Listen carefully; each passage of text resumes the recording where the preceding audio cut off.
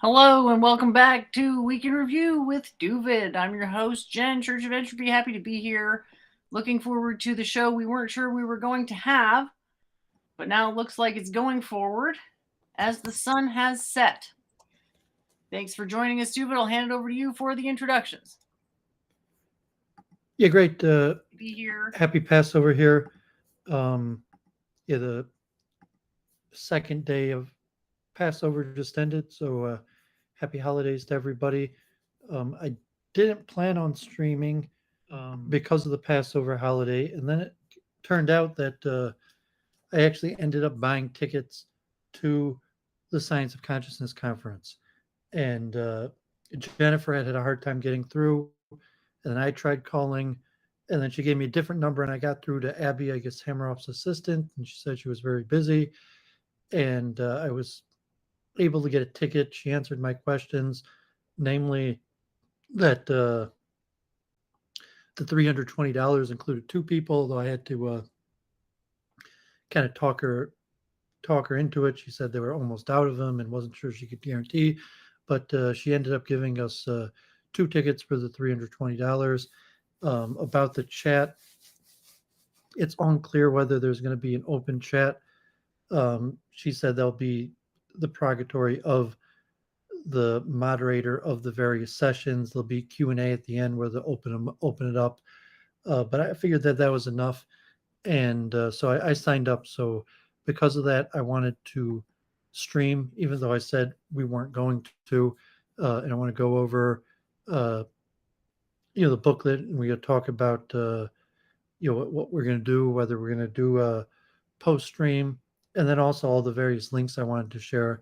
I figure I had so many links that I shared that I figure out just we might as well stream. Hopefully it'll be short, probably not more than 2 hours since it's already 9 o'clock, almost 2 hours later than we usually start.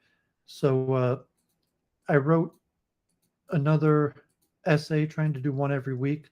Hopefully next week, maybe I'll write some sort of review of the Science of Conscious conferences, so we'll see what's going on. But I got pumped out another essay on memory techniques and chunking theory, a little precursor, a history of memory techniques. I found some books on memory. It's actually a big topic, but I pumped out one article. I haven't published this one on the chess server, and I actually have. I think I have close to 500 followers on the chess server. So That's next great. to next to YouTube, I have probably the most imprint on the chess server. So we'll see if I get any feedback. And this is talks about chess as chunking theory was partially or even largely developed as studies on chess players, and that's why I call it the Drosophila, the fruit fly of cognitive research, like genetics. The fruit fly has been one of the most researched of all things. So too, chess has been one of the most researched of all things for artificial intelligence and human cognitive research. I mentioned Elliot, Peter Santinello, been posting him for a while.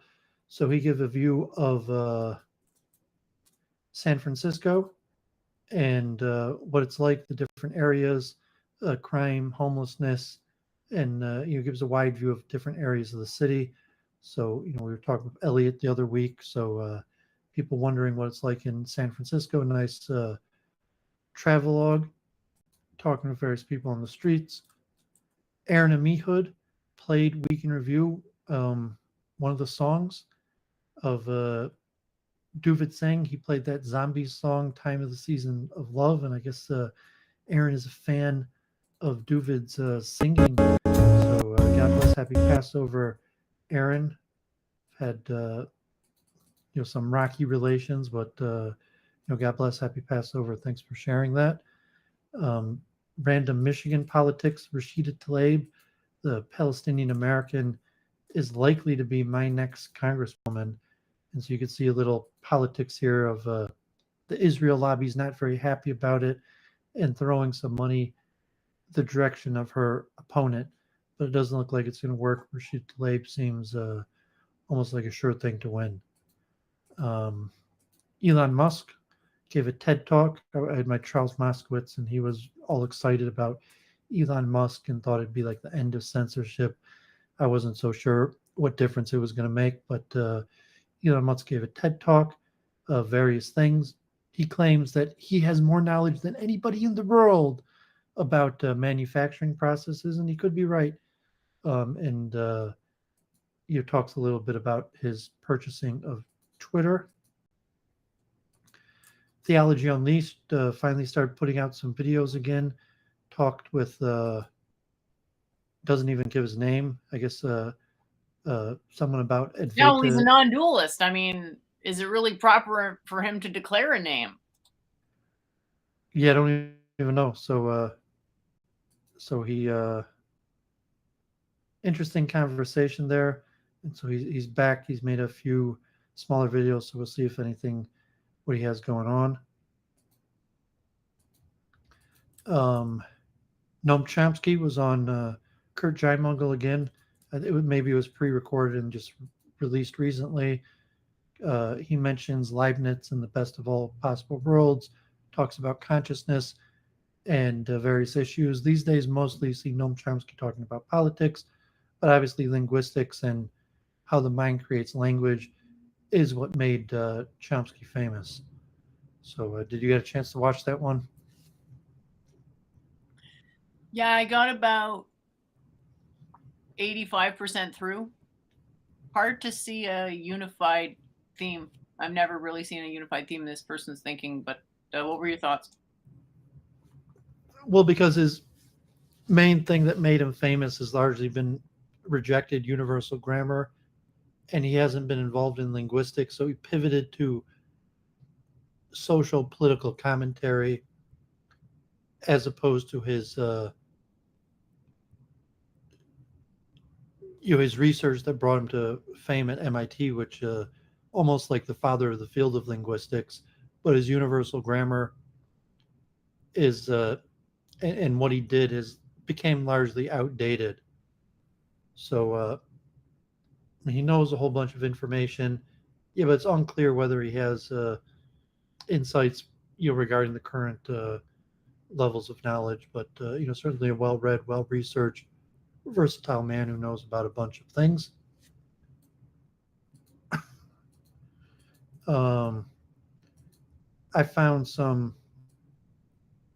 Stuart Hameroff video with a Q&A on this Jung to Live By, and interesting general presentation about consciousness and his theories.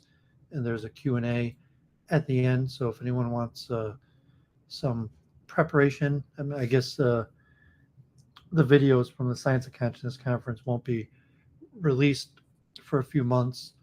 So, presume people watching this who want to see a nice Hameroff video, enjoy. I watched it. Hopefully Jennifer got to watch part of it just to get caught up on Hameroff's state of mind and the state of the research as he sees it. Justin Murphy, who I spoke to, actually chatted him. I could probably get an interview with him, or maybe even on Week in Review. He's like traveling various things. But he spoke to this woman, Riva Tez, and about various science issues. I didn't have a chance to watch it, but I think he has more background in like literature and culture. So talking about science, and this week will be very busy, so I probably won't have a chance to watch that. But keep an eye out for Justin Murphy. We'll see. Maybe we'll talk soon, or maybe he even will come to Detroit and we'll meet up. Jordan Peterson, IRL meeting This with. was a little painful, wasn't it? Well, I enjoyed it. In fact, Peterson said that he had attended in Arizona twice the Science of Consciousness conference as an attendee. I don't know what years, but Yeah, I mean, I guess he's a non-scientist trying to have things explained for him, and kind of rambles. But it's interesting that I guess Peterson's in the UK and that he would speak with Roger Penrose. So I guess it kind of makes sense with the way that philosophy has developed over the last while. There seems to be this notion that physics and math is supremely objective over all the other sciences, and somehow that means that physicists should interpret philosophy. It's a bit of a yeah, and long sort Penrose of arc in history. Penrose kind of avoids the question, and then kind of shoots down all of Peterson's speculation, his misunderstandings.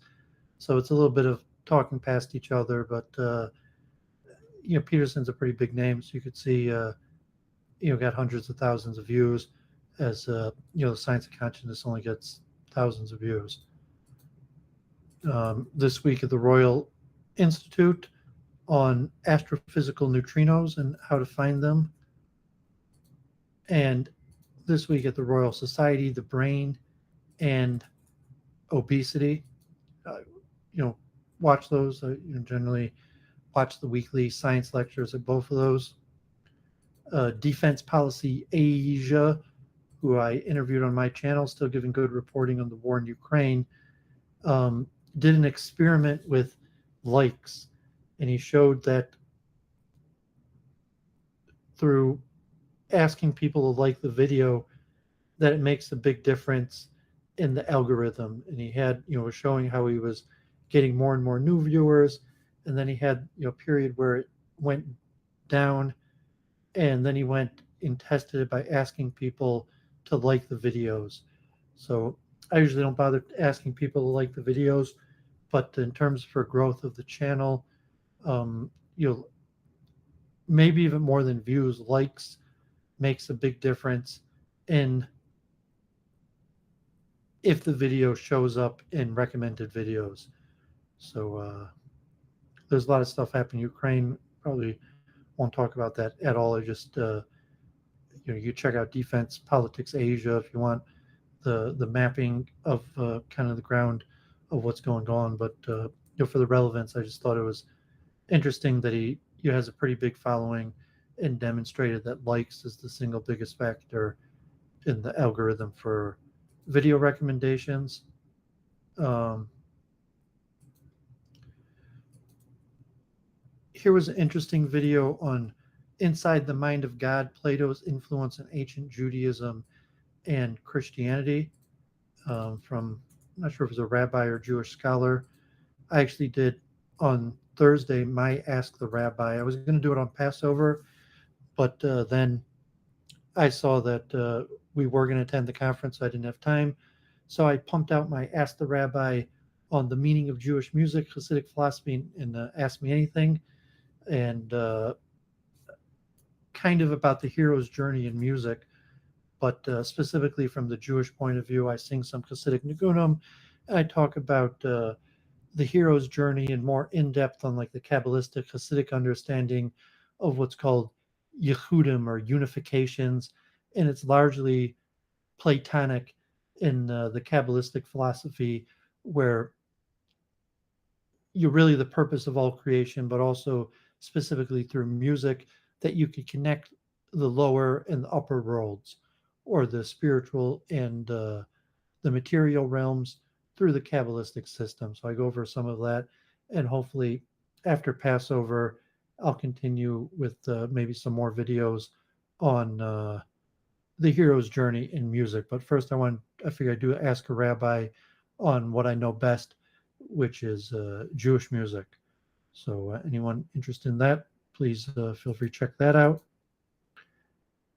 I did a lot of reading on chunking theory this week because I wrote my article, and I found some interesting things on linguistics. Like I said, Noam Chomsky's outdated, and so actually chunking theory now is very important for the modern day of understanding of linguistics and language acquisition as opposed to the Chomskyan universal grammar. And I found this article, Why Life Speeds Up, Chunking in the Passage of Autobiographical Time. Let me just read the abstract. This It's from 2018. Time seems to speed up as one ages, as if and affects how people find meaning in life and plan their future. What creates this perception? We examine the role of chunking, mentally bundling individual moments of experience under broad categories. With age, people group experiences into progressively bigger chunks. Consequently, fewer things seem to have occurred in a given period. So it seems to have passed faster in retrospect. Supporting this account, 3 studies show that people led to chunk their past year perceived it as faster. The effect of chunking emerged reliably across converging operations and specifically accelerated the chunk period, not other periods. Furthermore, chunking increased the appeal of nostalgia, suggesting that processes that accelerate time instigate a compensatory urge to reflect on momentous occasions in one's life. Implications of the self across time are discussed. So it was a pretty interesting article. I forwarded Jennifer just a line from that. Did you have a chance to look at that, or you had a thought on just that line I sent you? I'm sorry, which line are you? I'm not sure what you're talking about. Um, I DM'd you just one paragraph. Um, the question then becomes, why exactly does chunking accelerate autobiographical time? The present analysis suggests that it does so because after chunking, fewer things seem to have occurred in a given period. And so I Yeah, texted Jen. I literally, that's so complicated, but I know the answer. So chunking, you said, accelerates autobiographical time. Well, it was the paper I shared, and it seems to make sense in the relationship to the perception of Um, time. First of all, I think the thing to realize is that we remember information, not time. Time is part of how information, like, there's a connection between time and information, but what our memories are sympathetic to is more information than time. So the chunking is the ground of information. A chunk is a line or a circle or some sort of division. So if what your perception of the passage of time, quote unquote, is actually chunks, not time proper, then that would seem to follow. And I'm guessing it's connected to some measure with, or perhaps there's like a metaphor in there somewhere with when you've been alive for a day, that's your whole life. So time, you've only experienced a day. So it seems like a lifetime. A day is a lifetime. Versus if you're 5, well, 5 years is a lifetime. And there's a proportionate reducing, I guess, diminishing returns style perspective on time itself that you can argue from that perspective as well. So I haven't fully developed that idea, but thanks for that. Yes, I'm as I wrote the paper this week, and I'm going to go much more into uh, chunking theory, and it's a really powerful, um, extremely powerful idea, and then just showing the relation to cognition and how you know this, I guess you say, observed experience that when we're younger, time passes slower, and when we're older, time passes quicker.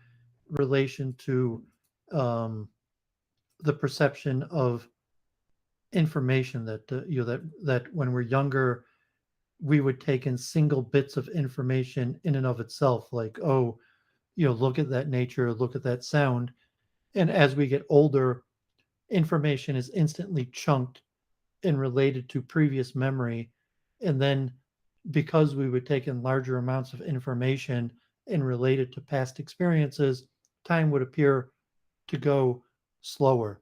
So if you just like, the meditative experience of watching,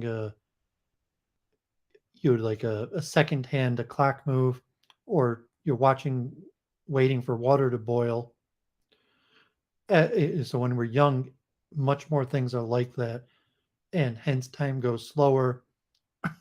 And as we get older, uh, very few information doesn't come in patterns that we already recognize. So it's actually pretty complicated. I'll return to that, but I found that I thought I'd mention that.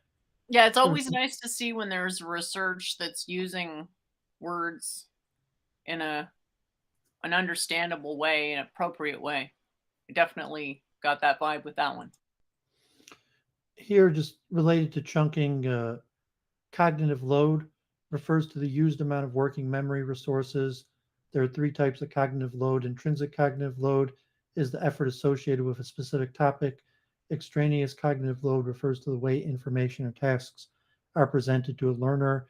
And germane cognitive load refers to the work put into creating a permanent store of knowledge or a schema. And so it's interesting to think about cognitive load, the maximum capacity of mind, and then efficiency. And so I forget why I put this up, but do you have any thoughts on cognitive load? Well, it's something that I use for my models where I say there's an approximate conservation of mind. And that applies with the mind body inversion. The mind is the supreme cause of the body, but then through the life taking process, it inverts so that the more predictive assertion is actually that the body creates the mind, even though that's only the inversion a la. Like I always use this notion of a Fourier transform as a metaphor for what life is doing to come back to this idea of what it is that is meant by Maya. That materialism is essentially an illusory thing, not a false thing, just a thing that is a huge distortion from what it could be said to be the true thing. Now, in terms of a cognitive load, like that's just almost too broad, but chunking, you could say, allows for optimal processing. So if you have a constant amount of energy to make calculations with, you just want to make those calculations as efficient as possible. You want to sort of structure an argument as to why chunking does that and how chunking does that. And then you can go farther and say, well, we ought to expect this chunking technique to be better for this and so forth. But just in general, cognitive load, I mean, what does that even mean? Like how much energy your brain takes per second to think something? Well, it's more psychometric than physical. So, I mean, you could attempt to give a physical Are definition you of saying it cognitive would be load. self-reported, like, "Oh, this feels hard to think about," or because I'm just sort of No, I mean, thinking, how is that psychometric. measured? It's based on psychometrics, not physical data.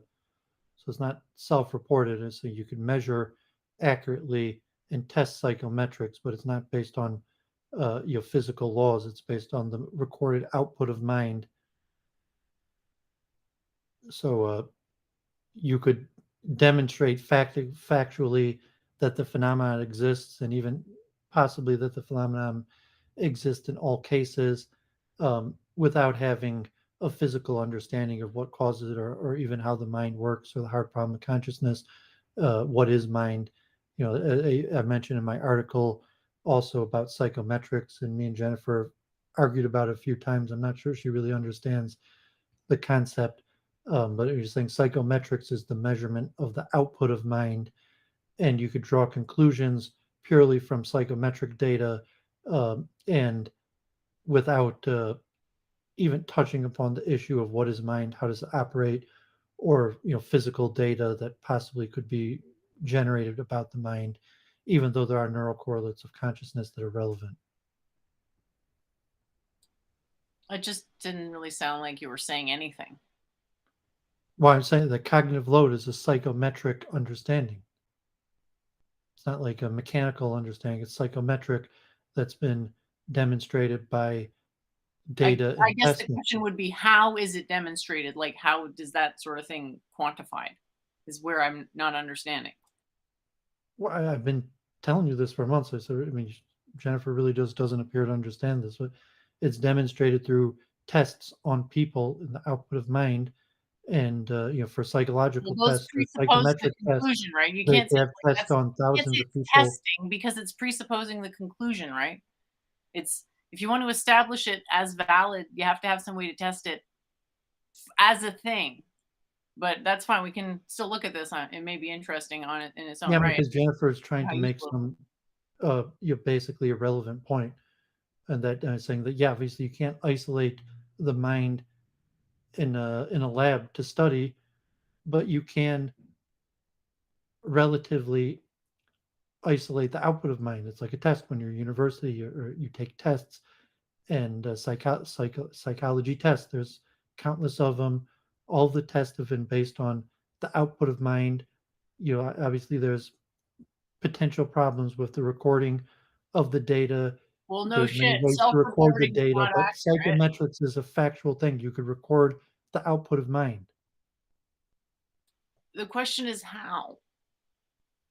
I mean, do you really not know the answer to your own question? Well, I'm I mean, aware of how they do it for sleep studies where people, branch their heads with the I went over electrocephalogram. this like 100 times. That's why I guess I got to write these papers. These things are really complicated.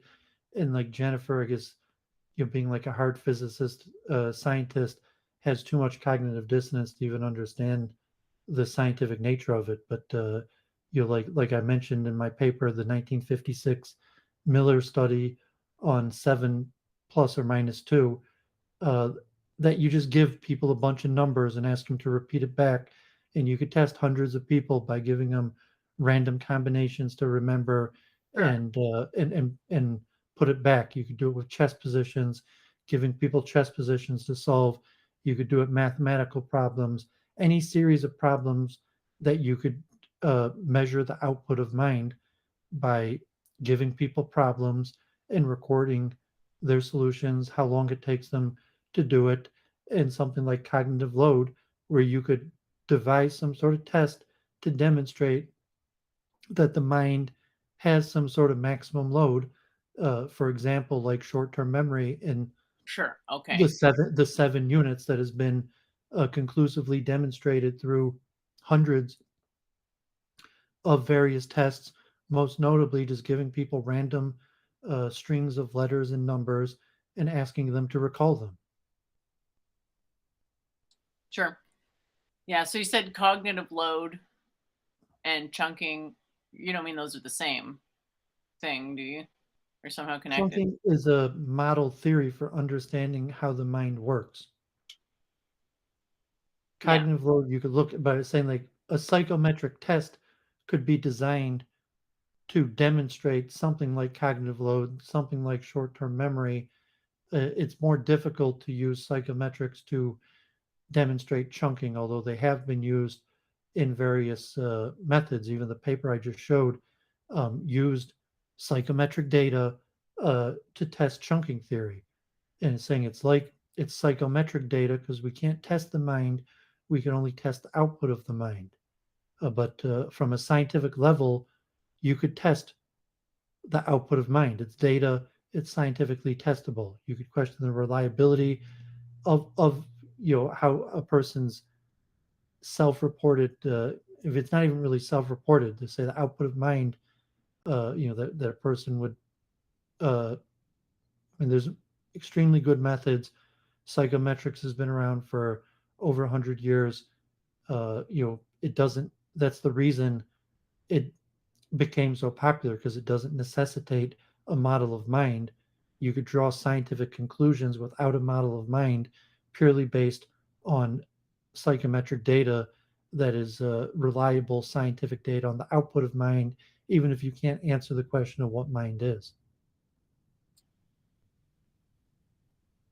All right then. So there's absolutely no way to verify any of it. Of course, it could be verified. I mean, these are scientific terms, validated and verified. I mean, if you mean Isn't the validated, whole process relational versus label thing. Science is a process. So meaning the you process could isn't test there. kids in Japan with the exact same test Yeah, that's and just see. error duplication, but okay. Well, I was saying that's verified, validated. In science, you have to be able to isolate a single cause if you want to say that it's a mechanism. But if you presuppose your own conclusion, of course you're going to measure something within that range. Like that's mostly what analysis is. I'll grant that that is a fact.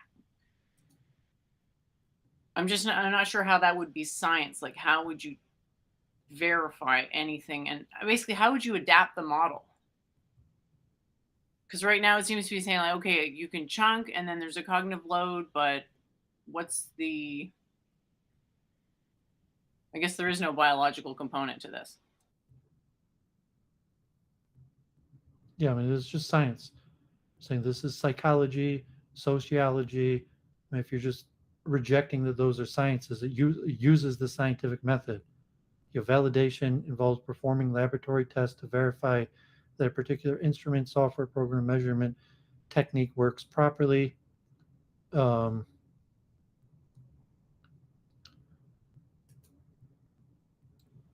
Daryl says if it's repeatable and independently confirmed, it's science. Well, then prayer is science because you can repeat a prayer, and if you do the technique right, then you can independently confirm it. If you grant that it's possible to do things independently, which of course I don't. we're saying this concept of 7 items in working memory is scientific. It's been validated and verified in countless experiments in different conditions with different people. And that's scientific because it was not a presupposition. It was something that was meta-analyzed across several experiments. And so it's a good contender for a thesis as a hypothesis, aka measurement limit. 7 as a maximum number of divisions in a single perspective. that means it's irrelevant. Its connection to it's saying it's just something from data that has been derived from experiment. You could have theories or hypotheses that try to explain the mechanism, but the data has been verified that this is an observable, repeatable phenomenon. And so it's saying that psychometrics bypasses the exact explanation for why or how something is happening. You're just saying this is a phenomenon. It's been tested. So you have the psychometric data in the tests, and then you have the conclusions, and then you could have tests to test the conclusion. So like Miller didn't know that it was going to be 7. He just ran countless tests on asking people to remember random strings of numbers or characters, and then later they worked on to 7 plus or minus 2, and this has been tested thousands of times across the world in varying circumstances and verified. And there's multiple aspects like intelligence tests in general that the use of testing in university system or any form of testing is psychometric data. That you take a class and you want to know whether the person has understood the material, you give them the test. The test is psychometric. A lot of people can memorize and repeat. That doesn't. What is that supposed to establish?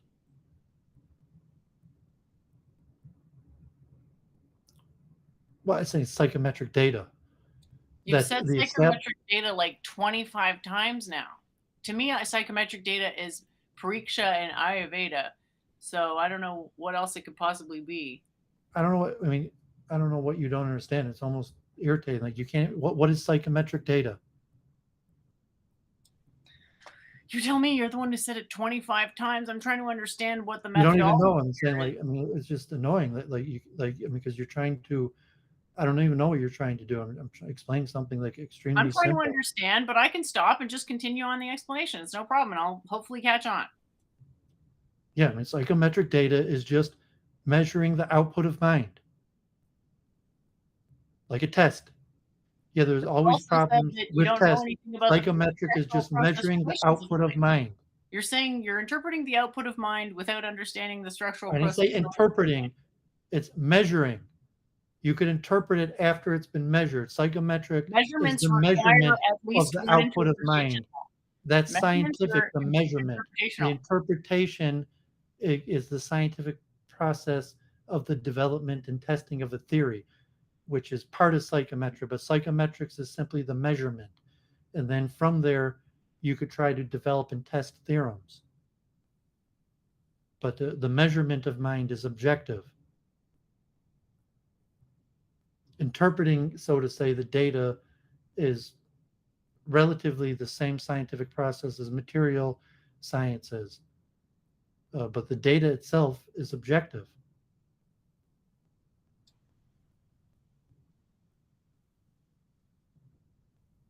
Okay, let's move on. Jennifer may not be capable of understanding this. Well, I don't believe in objective or mind independent things, so you'd think you would figure that out by now, but it's no problem. Let's continue with your objective mind independent study. And so it's related to memory, because the only way you could test memory is through psychometric data. What does a person remember? You can test memory through performance on memory tests, but then to go and infer that's somehow to do with chunking in the mind, that's the tricky step. That's where I was getting confused. But if you're just judging performance on memory tests, sure. But then it's like, how do you, like, what does that actually tell you that someone did well on a memory test? I mean, these days you have the neural correlates of conscious and some neuro physics and biological data, but basically all you have is psychometric data. So chunking theory is an interpretation of psychometric data that it's just a theory, and even within psychometric data, it's near impossible to validate. Although they devise tests, I'm going to go over some of them, largely on chess players that are conceived to test chunking. But chunking has become more popular specifically in linguistics of language acquisition. And as said, that like memory is a good example that we have theories of memory that are largely based on psychometric data, like short-term memory and working memory.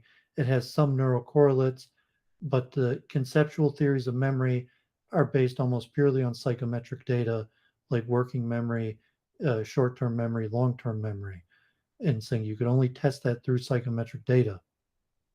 And they've attempted to devise various tests to validate that, and generally short-term memory is considered validated and verified. That the test conclusively shown that the phenomenon exists.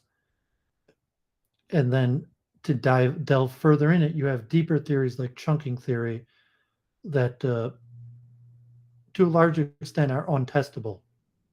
Even if you could somewhat, so to say, devise an ingenious way to test psychometric data that would somehow validate chunking theory, is near impossible. There's a problem with induction that even if your model makes the prediction, that doesn't mean the model bears correspondence to reality. That's sort of a tricky thing, that there's more than one model that could predict a particular set of observables. So if two models, mind in this case is like a black box. So you have the input into mind that could be controlled, and you have the output of mind that could be measured in terms of psychometric data. And in terms of like a longitudinal test, like language acquisition, it occurs over a long period of time, so it can't be isolated. You could have an in-lab experiment where you control the input into the mind and could try to demonstrate chunking instantaneously of by giving people certain amounts of information and testing, and it actually has somewhat, so to say, been validated in terms of memorizing numbers, that by teaching or demonstrating to people chunking methods, that they could remember longer digits, or giving people random sequences for semi-random sequences, or learning people to see that sequences aren't as random as they had thought, have semi been used to demonstrate the validity of chunking. But that's about as good as you could do. Like like you said, if you brought a bunch of people into the lab and just asked them to memorize random data and then devised a scheme where you were teaching people how to chunk that data, and then the same data that they would be able to remember longer chains because it's chunked. And that,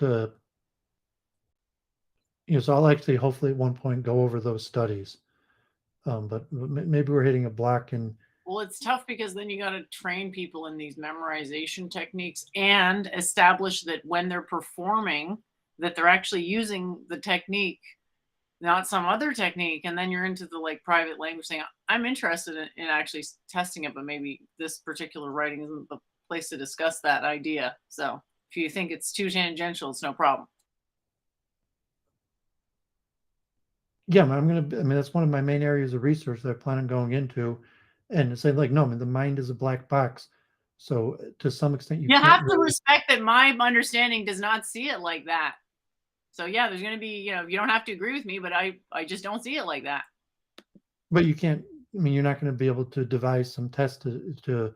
I mean, all of your complaints. You're saying that if you actually want to demonstrate some sort of theory of mind, that you'll still be limited to psychometric data. Yes, I'll be limited to pariksha, and yeah, that's what everyone is ultimately limited to, is their own mind. Well, I'm saying if you're talking about your own mind, you're talking testing other people's mind. Yeah, you use your mind to read other people's minds. It's not rocket science. Oh wait, maybe it is. It's not Okay. complicated as an idea, is my point. Okay, so we'll have to see. I'm going to continue the research. It's unclear whether we're getting anywhere or not on this, but Well, it's not framed in a way that you could measure the psychometric effects of something like Ayurvedic pariksha or and so forth, but this is pretty much a chunking understanding of measurement is what Ayurveda is what also what quantum mechanics is in a way. I just wanted to make that point. okay. So here's a good book, actually written by a woman um, years ago, Frances Yates, The Art of Memory, and it has kind of a history of memory and talks about various memory techniques and some of the writings on memory. Actually, Giordano Bruno, who was martyred, also believed in reincarnation, also developed memory techniques. And as I mentioned in my essay this week, Plato, happy holidays, Forex. Mike, if you want to come on and chat, let me know. Yeah, you can update us on those those juicy forex markets.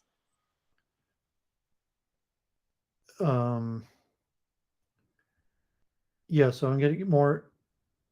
Yeah, so Plato interprets memory as recognizing forms that are already in, and Aristotle takes a more rationalistic process approach to memory. But it's also interesting that Plato and Aristotle both wrote on memory with Platonic understanding of memory in terms of recognition of the forms.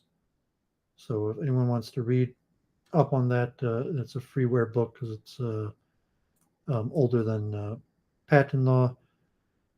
I mentioned this on nuclear fission, and so here's a tour of the largest nuclear fission project in the world, same B1M channel. So interesting, it said nuclear fission is a known phenomenon. Just as of now, it is not an efficient way of producing. It takes more energy to produce than it gives off, but that might be changing, as I mentioned in a video a few weeks ago. Here's we talked last week at the end about anthropomorphism, and then I did my video on Jewish music, and I was mentioning anthropomorphism and Kabbalah and Jewish law as conceivably a form of idol worship. So anthropomorphism's talked about in Jewish philosophy in terms of anthropomorphizing God, in terms of idol worship, and we're talking about computers and computer intelligence, and so to say, anthropomorphizing the computer. And then I was trying to separate the mind uses intelligence, but the mind is not uniquely intelligent. And intelligence is just a faculty of the We mind. can say that it seems intelligent because it's able to perform computations, but we shouldn't confuse our intelligence for its intelligence. And I've heard this, I'm sorry. It's just I've heard it a lot said that computers are somehow intelligent. I really don't understand why people think that. Well, they are, because they're saying you're saying that intelligence is, if you define intelligence as the ability to make computations, calculations, or various ways that computers And are to me, intelligent. intelligence is integral order. So a computer can't integrally order itself, so it's not intelligent. It is an implementation of intelligence. Yeah, but you just created your own personal definition of intelligence that's not accurate, or just for your own Well, personal use. there's not a really very specific definition of information as apart from data. Yeah, but saying if you want to create your own definition of intelligence and then try to Sorry, I be said information, accusatory not of intelligence. others I'm so based sorry. on your own I said definition that no one else information. holds of, I'm sorry. I don't expect everyone to hold my definition. I meant to say that integral order is intelligence. and just saying that the computer uses, demonstrates, has intelligence. The mind, the human also, if the nature of human intelligence or computer intelligence is the same, um, so that, I mean, we had this debate last week. It'll probably just become repetitive because Well, if the computer is intelligent, then we need to invent a new word that now means what intelligent used to mean. no, I was saying, I mean, Jennifer has, I mean, I guess like a lack of ability for abstract thought. Maybe it's due to being a woman. Well, Um, you don't seem to understand that people just wouldn't accept that a computer was intelligent on the face of it and that it sounds absurd. you can't separate the analysis of the idea from your own personal understanding. So whatever in your own mind, how you're Yeah, it's a understanding these ideas. qualified comparison. It's a metaphor. How does it apply? You say intelligence and then you can't define the term. So we're stuck there. Yeah, I mean, I could define the term. I'm just saying that. I'm saying it's disanalogous, and you're saying it's analogous. And then the question is who's got the burden of proof? And you're saying, well, someone else said it, and therefore you have the burden of proof. And I'm saying, well, I just don't see how the computer can act without us. And to me, intelligence is something to do with Irrelevant, volition. Like I honestly haven't thought about this right very much. obviously. Implying anyone else can have a better answer to this. Yeah, it's saying it doesn't matter that the computer needs us to function. It still has intelligence. Because the intelligence was bestowed or programmed into it, it's still the ability to acquire and apply knowledge and skills. You say, well, we're the one who gave it to it. It doesn't matter. It still has intelligence. And so, but we're the one who gave it the intelligence. And you're trying to make some sort of distinction between men and computers, but you're making the wrong distinction by trying to claim that computers don't have intelligence. And even to say an anthropomorphization is inaccurate also, because the process or what the mind demonstrates in forms of many forms of intelligence is largely non-different than other entities demonstrating the same performance. And if you're talking about the problem of empiricism, so we had this argument of about anthropomorphism, and really, like, Jennifer's going to have to do some research and some reading, or else she's just going to project her own understanding, largely uninformed understanding, onto other issues, and it's not the correct understanding. Well, someone's saying it like by that logic, a book is intelligent. I'm not saying I agree, but it is hard to pinpoint where the intelligence begins in the computer with because it's a question of how does it operate without our input? What does it mean for a computer to function in the absence of a human? It's inanimate. That's irrelevant to the discussion of intelligence. So you're Is a skipping. calculator intelligent? What you're saying, is it intelligent? It uses and demonstrates intelligence. If you want to say yes, a calculator is intelligent, it can acquire and apply Okay, a knowledge and calculator is skills. intelligent, right? And that just seems like a lot of people would not agree with that on the face of it. Don't properly understand definitions. It Remember doesn't the matter. process I mean, relational thing? what does We it matter whether understand people? meaning, Doovid, we understand meaning through process relations. So definitions on as an isolated phenomenon are essentially hollow. Yeah, people don't understand the machine. And we'd say, okay, like Victoria timing out forex shark. Saying like, I mean, generally women can't understand the machine. It could be something about the way their mind operates, or like a lack of ability towards abstract thought. Or you're demonstrating a limitation of the male mind. We'll let the audience decide. Or neither, right? Maybe we shouldn't just be so, quick to judge. Why I think it's relatively clear. And so You're you're saying you making think some. it's relatively clear, and I'm saying that everything that is completely not understood, it seems like it's totally clear from the get-go. I had this argument on Teaches with someone there. It's like, well, I'm using a definition of consciousness that's the understood one. It's like nobody understands consciousness, so you're just appealing to your own ignorance.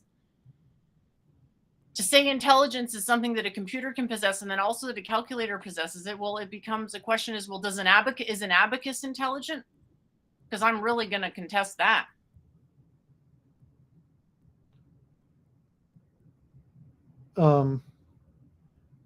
You could also argue that an abacus is intelligent, but less clear than a computer. Well, you can't, because like if you just keep regressing in this direction, you eventually get to the periodic table, and then all of our definitions of intelligence are going to apply to this thing more than us. We're saying that mind isn't necessary for intelligence. You understand what intelligence You're is? saying that, and I'm saying that's a bit incoherent, but I'm interested to hear the argument. Yeah, I mean, you're too argumentative. Like you're as I said, like you're not capable of the level of abstraction where you want to forward your own theories no matter what we're talking about, as opposed to just understanding a given phenomenon. Process relational definitions is not my theory. And so I mean, let's just move on. We talk about it more, but it just becomes nitpicking because it doesn't even appear like you're trying to understand the topic at hand. I'm certainly trying to understand. It's just not clear what it means because we haven't gotten to why a calculator is intelligent and why an abacus isn't.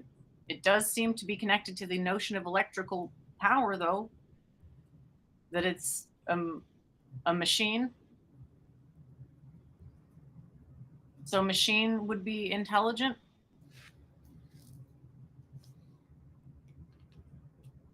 Yeah, I mean, you need a clear definition. I mean, depending on how you define intelligence, you could define intelligence where you say, yes, the machine is We clearly can't. intelligent. That's the whole point. We Abacus. can't define intelligence as a Of process. course you can. It's a No, word. not It could be defined in a way that the No. machine has it. You could say that's not your understanding of the definition of intelligence, and you just come into these stupid word games. And you're saying you could define intelligence where a computer is clearly intelligent. What would that definition be where even you would understand that a computer is intelligent, and we could look into that? But you're just getting these stupid. You're talking word about games, passing the and you don't get Turing test? anywhere. Hold on. Are you talking about something like how advanced would it have to be before it would pass the Turing test type thing? And that being the condition? I just want to make sure I'm not misunderstanding you. I'm not disagreeing or anything. There's many ways to define intelligence, and depending on how you define it, you could define it in ways that computers clearly have intelligence. You could define intelligence in ways where very unlikely computers have intelligence. Oh, And so that it wasn't just my gets point. into My some. point It is just because gets of into some word panpsychism, game it's where hard you're to get saying that's not my around. definition of intelligence, and it's just a stupid word game. We're not getting anywhere. Well, it's unclear what's being measured, and that's what I'm interested in. is Or you'd say intelligence is the ability to make calculations. Computers are intelligent. okay. Okay, there you go. So there's a Unquestionably. definition. Intelligence is the ability to make calculations. Now that's a good place to start because we have a way more precise definition of what a calculation is. And I think what Penrose calls it a computation. So do we want to equate a computation and a calculation? Because to me, that's the same. Yeah, I mean, conceivably, just making the point that there's many ways to define intelligence, and depending on how you Sure. define it, computers clearly have it, and actually, it's more difficult to define intelligence in a way that would disclude computers from having it. And then even to say intelligence, to define intelligence, to say include something like self-awareness, or to be the unique capacity of mind. And Then then to you have say to there's define something awareness. called human intelligence. I swear I'm not trying to be a troll, but you have to define awareness at that point, and then you get into vicious self-reference. It's the process relational thing. As I Why was, is the point? You're too used to trolling, and you've lost the ability to learn. I'm not trolling. I'm explaining this issue. You said self-awareness. You don't understand that self-awareness is going to have the same definitional problems as intelligence. Like, what is what is even self in this context, and what is awareness? Those seem more abstract than intelligence. Yeah, obviously. So I'm saying, like, if you actually want to get somewhere and learn something, you have to, like, get the stupid shit out of your head so we can actually move You're somewhere. acting as though the traditional method of learning is stupid shit. It's like this is how we actually get to an understanding. So I don't know what you're criticizing for.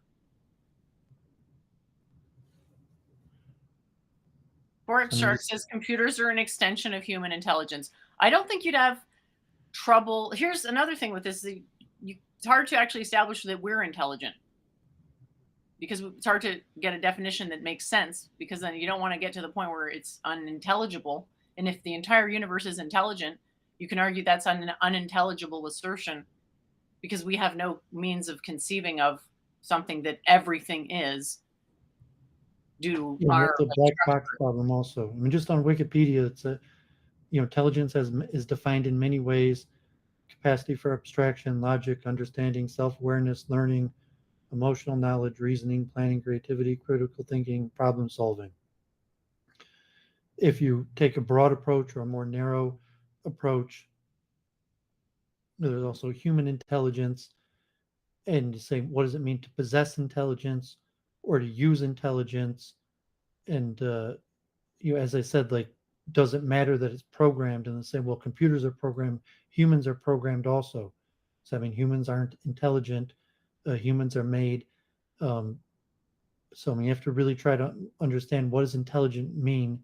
What does it mean when computers perform these functions? And say, if computers aren't intelligent, what are they?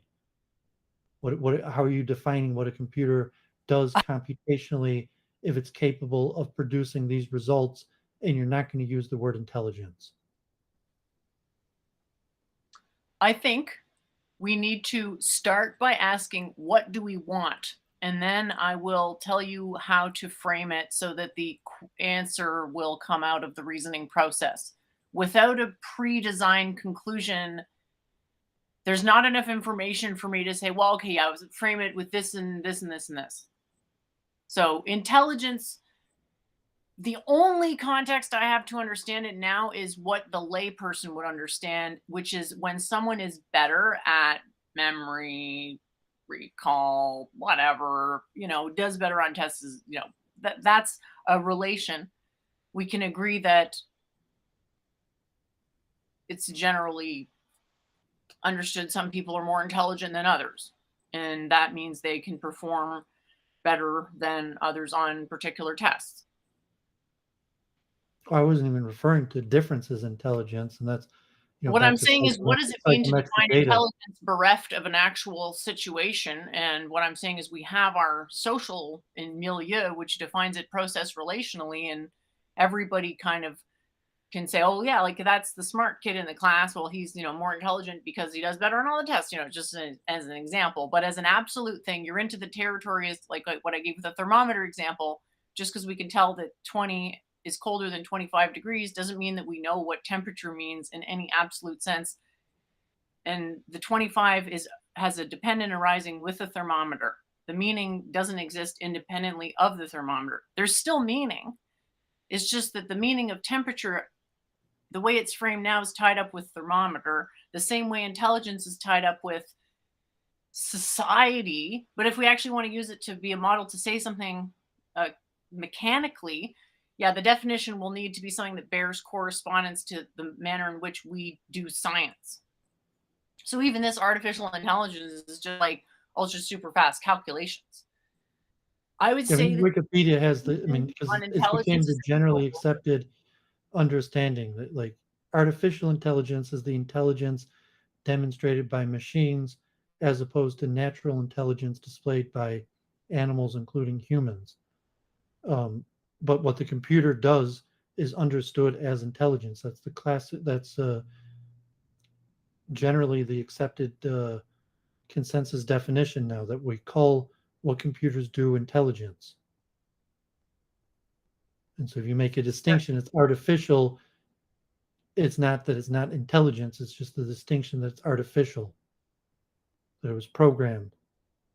But what the computer performs is is intelligence.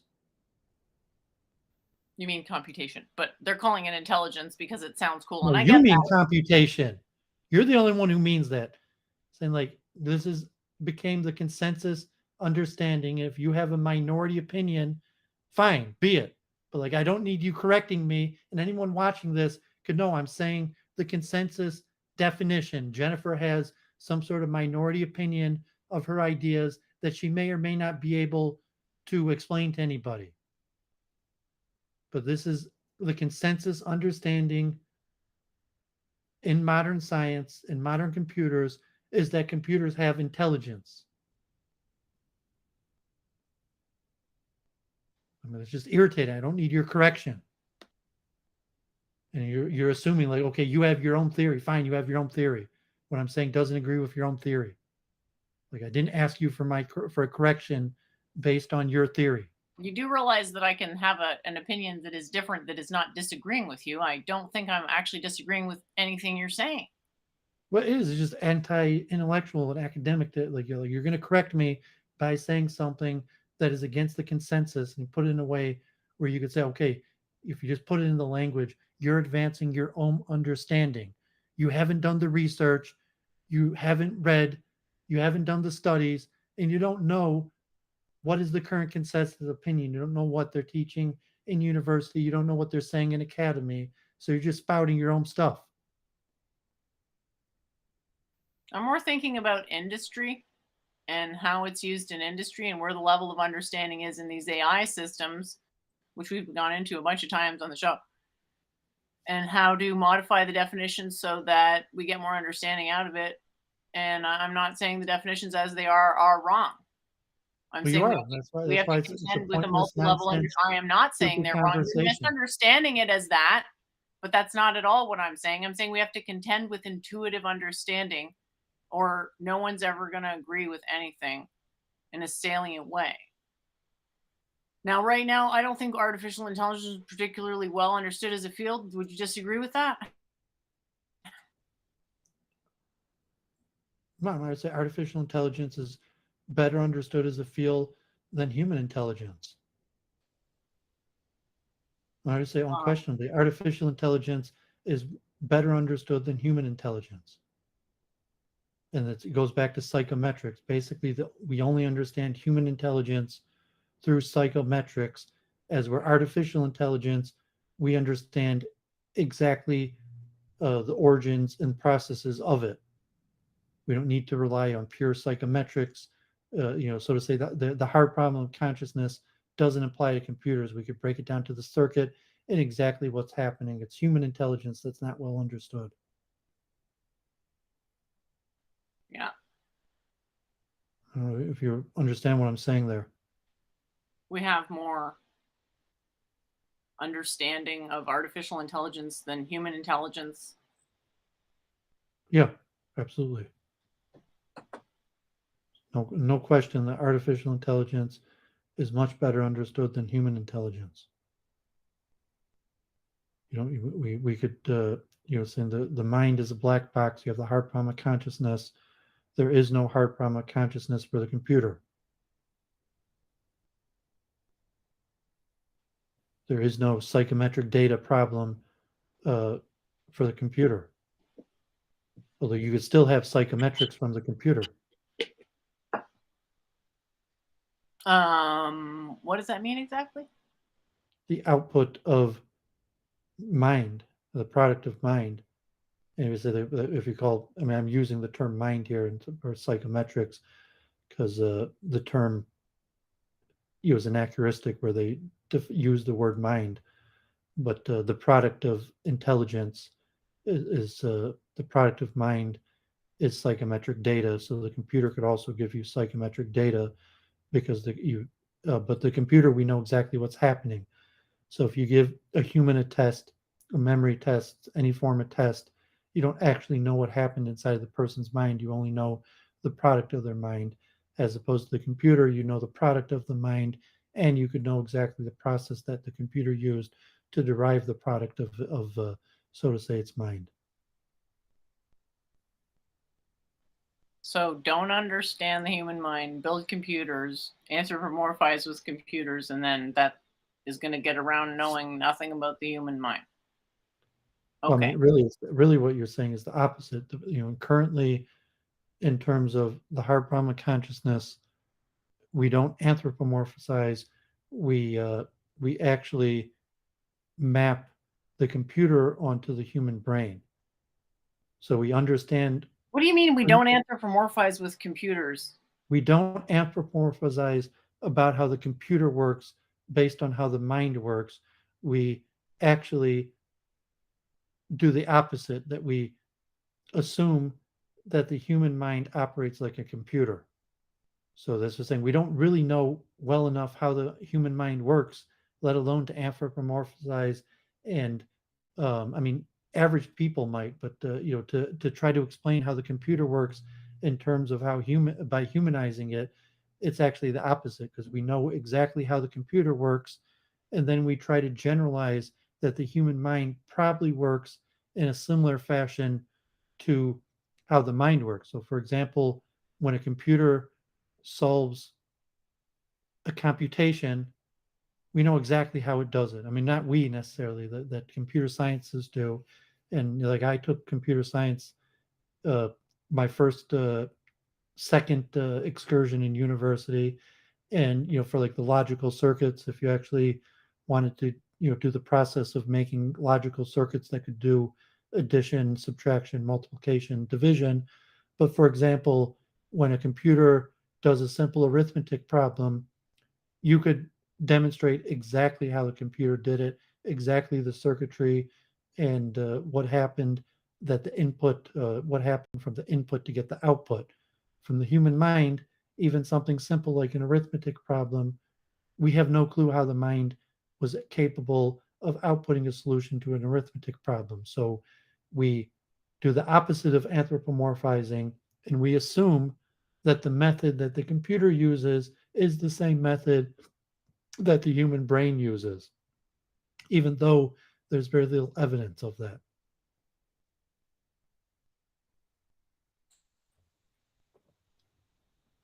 I tried to explain that to T Jump, and I guess I mean, did you take a class in circuitry? Did you go through the logic gates where you could see how basic circuits work and how a computer could solve, the logic gates and how simple arithmetic and logical functions are programmed into electrical circuits? I did a few courses where I was like the instructor. I don't remember ever learning it in school, though I'm sure I did. And I did a class in logic. In And computer circuitry logic or just it was logic? actually philosophy logic because we had electives. Is that a less yes or no? It You're was saying you taught a class philosophy on circuitry? logic. It was a logic class from the philosophy department. If that's close enough, sure, but it's like very vague. I asked you Logic. specifically if No, you took a I never class took a of circuit class. No, circuitry. no, that's the closest. You're familiar with the phenomenon of logic gates and how, Yes. but you haven't Yes. worked through it. You haven't actually sat down and worked through it and seen how these gates work, and even created a simple logic gate that could, solve addition or multiplication. I've never come anywhere close to that. That is correct. Okay, I mean, it's not that complicated. I did that in, I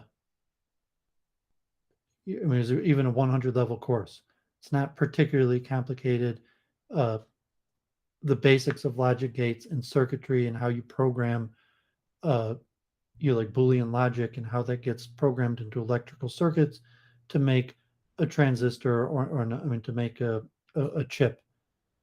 But yeah, obviously the chips that we have today that do incredible computations are more complicated, but you could make even in like a physics 101 class, a basic processor that could do addition just through simple logic gates.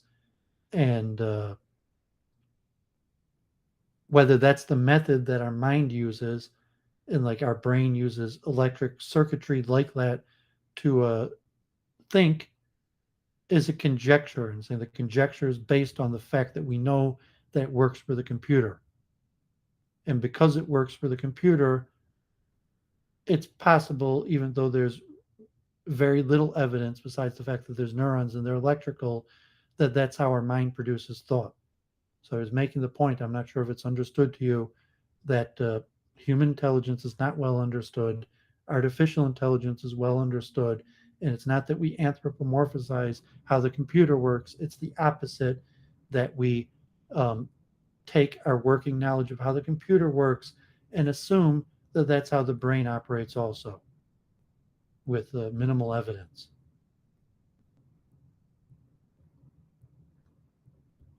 Does no one understand what I'm saying? Does anyone in the chat understand what I'm saying? Well, it's a question of whether they agree, and I There's understand nothing to agree about. I agree. If you're uneducated enough that you're thinking whether you agree or disagree, just say no. You don't understand what the hell I'm talking about. Does no one understand what I'm talking about? Really, no one here has ever You heard said a lot that? of things, and it's unclear what the actual point is, and I'm trying to clarify, and you're saying no. So, I mean, There's nothing to agree about. You either have learned this and understand it, or you don't.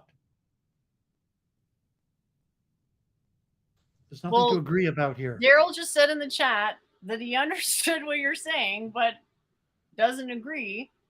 Because he's still caught up in these stupid definitions.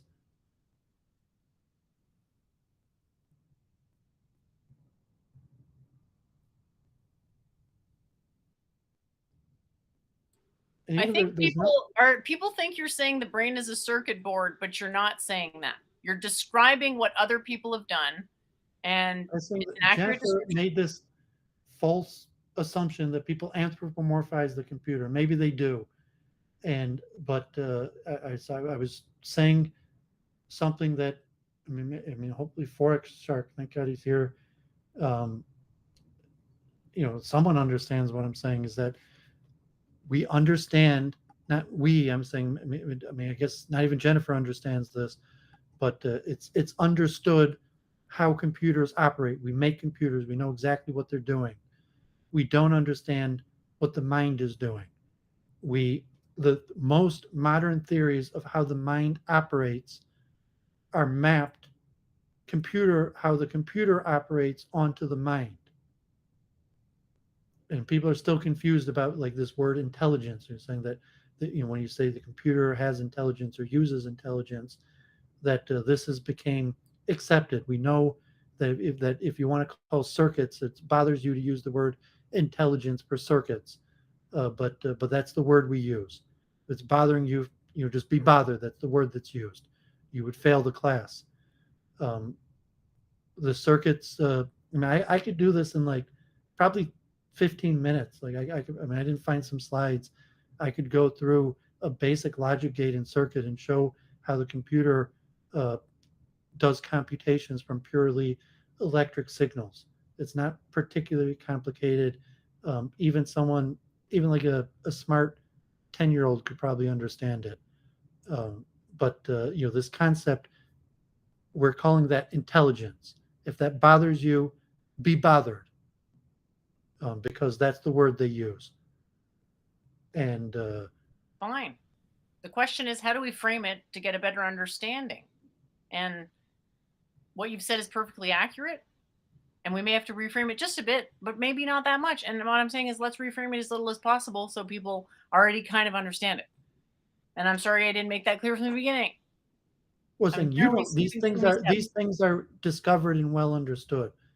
The hard problem of consciousness, no one understands the human mind. There are, I mean, you could say there's people who claim to, there's no consensus accepted theories, there's no gadgets or devices, computers, technology that obviously demonstrates the understanding, even though we all have minds and, so to say, use intelligence. Computers are well understood by a sector of humanity, and it's been canonized. A lot of this stuff, and the direction is not the anthropomorphization of the machine. The direction is the computerization of solutions to the hard problem of consciousness. That because we understand how artificial intelligence works so well, that we take these understandings of computer intelligence and try to map it onto the brain. Almost all modern theories, including quantum, uh, including uh, including the Penrose-Hameroff hypothesis, That's what is I forget who said it in the chat, but that's what neural networks is essentially. And I brought that problem up too. It's like neural networks is basically self-referential. It's like, well, it works because it's like the brain and they were modeled to be like the brain. And so it is rather curious that that actually did end up bearing fruit. well, even Penrose's model was based off of computer intelligence. That even the quantum orchestrated reduction is based off of the computer. It's a physicalist model of quantum resonance. I don't see how that is a computer model per se. And I've heard Hameroff refer to the Platonic realm, but I'm not sure about computers consciousness. So maybe, do you have a citation on that? Well, I'm talking about Penrose. We're talking about the Emperor's New Mind, and My bad. I the, thought you said Hameroff. well, I said the Penrose-Hameroff hypothesis. Well, all that Hameroff is just an anesthesiologist who pointed He's out the that, one who's actually there with the observations. He's the I don't want to say the brains of the operation, but he's the heart of the operation. He's the one with the intuition of measuring off patients. yeah, but he's not the one who understood intelligence or How do you or know? Because information theory. you're saying you already know how to define intelligence sufficiently precisely, and we've been going in circles of the conversation saying we don't know how to define intelligence precisely. I said we do. We have defined it. You don't know how to define intelligence. Uh, Generally, How do we intelligence has been compare well who's more defined and intelligent out of accepted. Hameroff and Penrose then? Because Penrose is in physics? Is that all it is?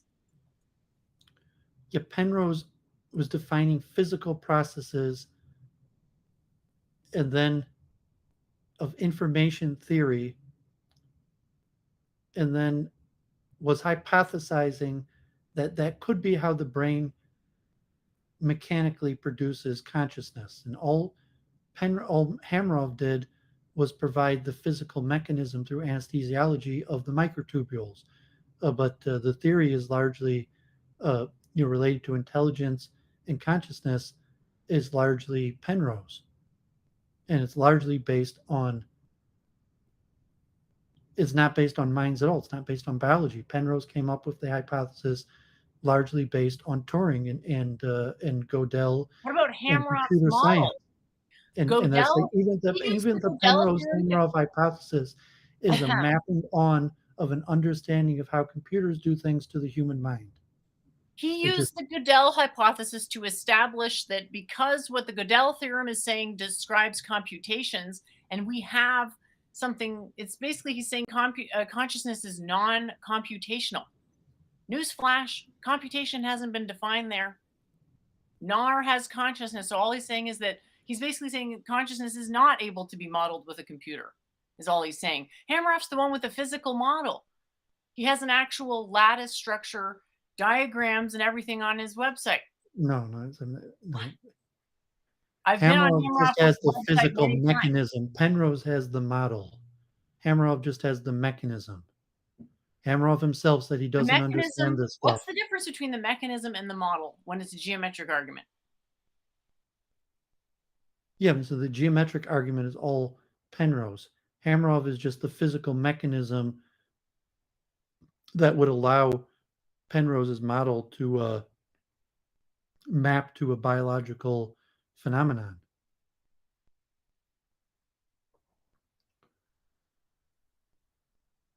But I mean, it's really more Penrose than Hamerov. Well, we're going to the conference, so this will be the time to clear that up, and I'm excited.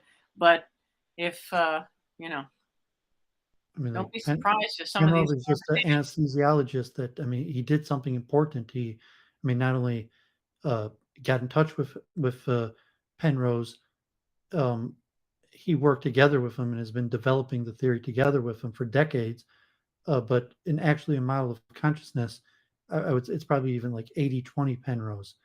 That Hamerov is more, he just gave the biological mechanism that would allow Penrose's model to work on. And Penrose had a quote proof, according to Gödel, that consciousness is non-computational, and he has a background in cosmology. yeah, so Penrose's model is like I'm saying that intelligence is a separate phenomenon from the human mind or minds in general, and a more mathematical model of intelligence. And that mathematical model of intelligence, or the various things that could be included in intelligence, uh, could be demonstrated in a computer, could be demonstrated in pure logic and mathematics, or could be demonstrated in mind or other possible venues. But intelligence is not something unique of the human mind. Intelligence is something unique of computation in general.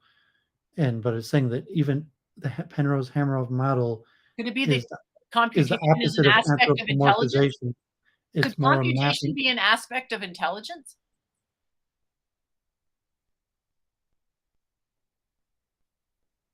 I mean, you could define it that way. So I mean, even if you put in, I mean, could. if using the word intelligence just makes it too complicated for you, or that we maybe just better not use the word intelligence, or you just use the word computation, but say computation as a phenomenon Penrose saying exists, and saying even Penrose's understanding of computation that he used for the Penrose-Hamerov hypothesis largely derives from computer science. So even the Penrose-Hamerov hypothesis is largely a mapping of concepts understood from computers onto the human brain.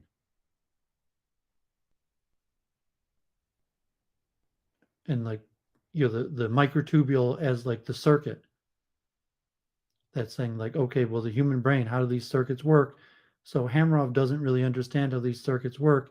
He just understood that it was probably these microtubules. And so Penrose, wasn't a biologist, didn't even know about the microtubules, but it's his theory largely on how that would be able to create computation or even decision making, or the various aspects of consciousness. I mean, let's move on. We're just moving in circles, and people want to understand this. They really got to do hard work.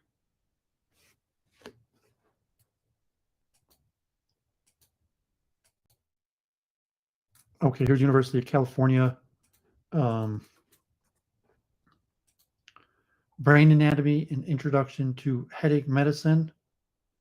More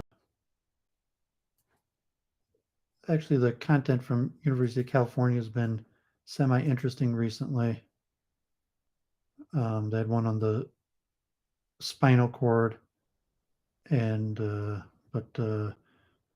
I watched that also. Royal Society, Royal Institute, and University of California TV.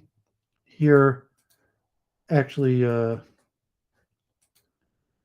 next week also, same time. I'm not sure if they'll post is the International Conference on Machine Consciousness and Qualia in Boston.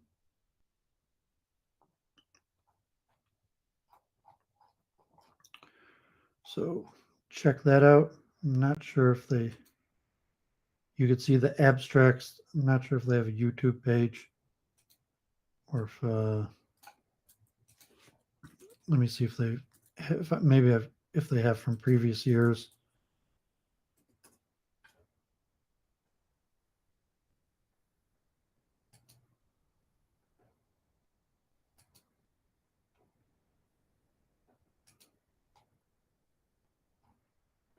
I'm not sure if here's the Qualia Research Institute.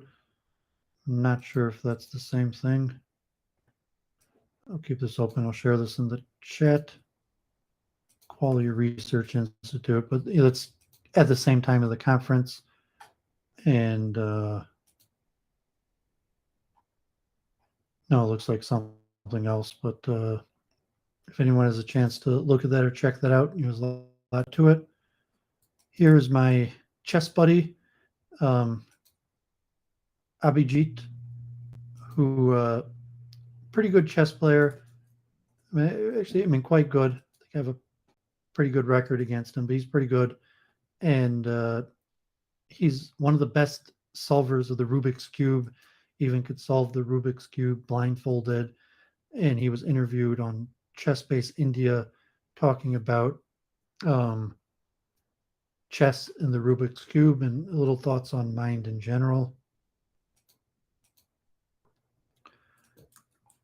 John Wolfe, who's occasionally in the chat here, God forbid, said, based in this episode, your favorite magician attempts to recreate the Week in Review show that Doooovid does every Sunday about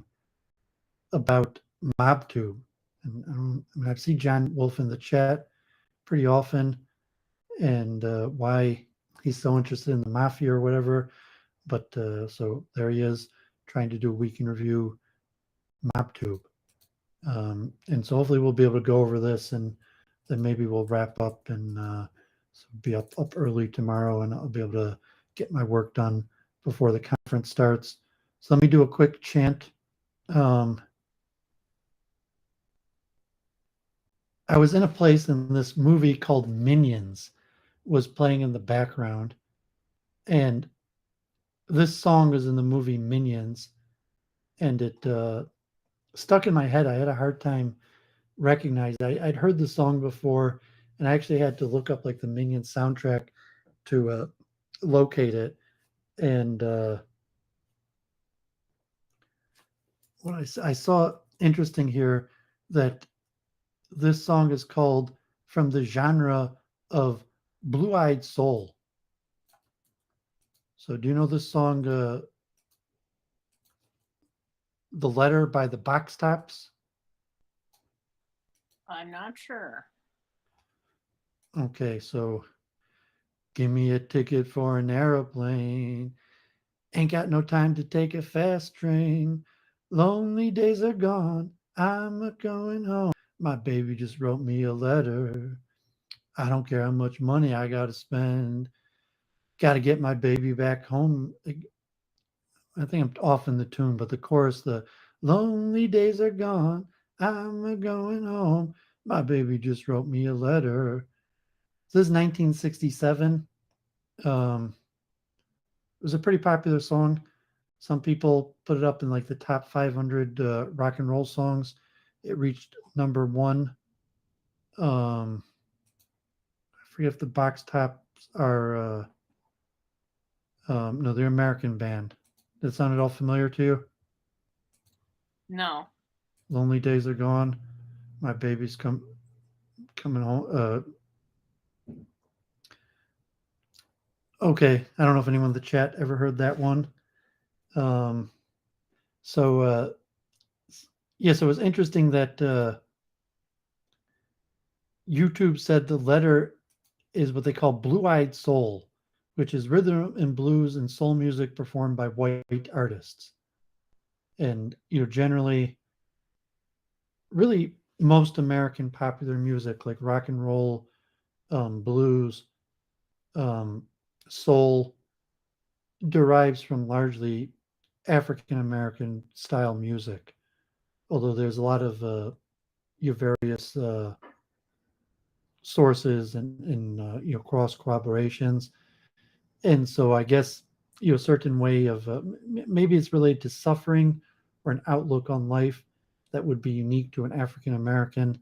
But I felt interesting that just this terminology, blue-eyed soul. We talked about the blue-eyed man, and so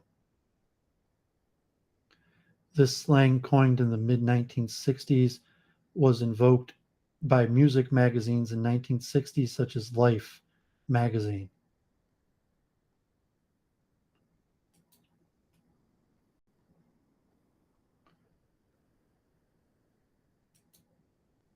There you could see Life magazine, the blues turn blue-eyed. So I thought I'd mention that. And for whatever reason, that song was sticking in my head, and then I looked that up. I thought that was interesting. That the blue-eyed soul, which is basically white people imitating African American style music.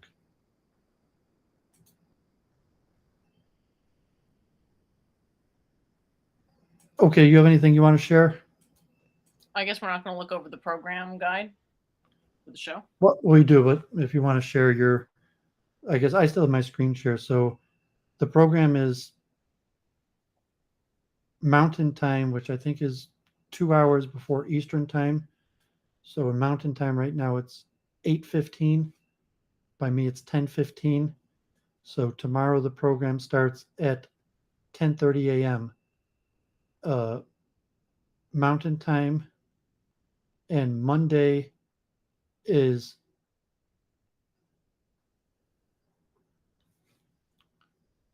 at 8:30 is no, so that's Tuesday. So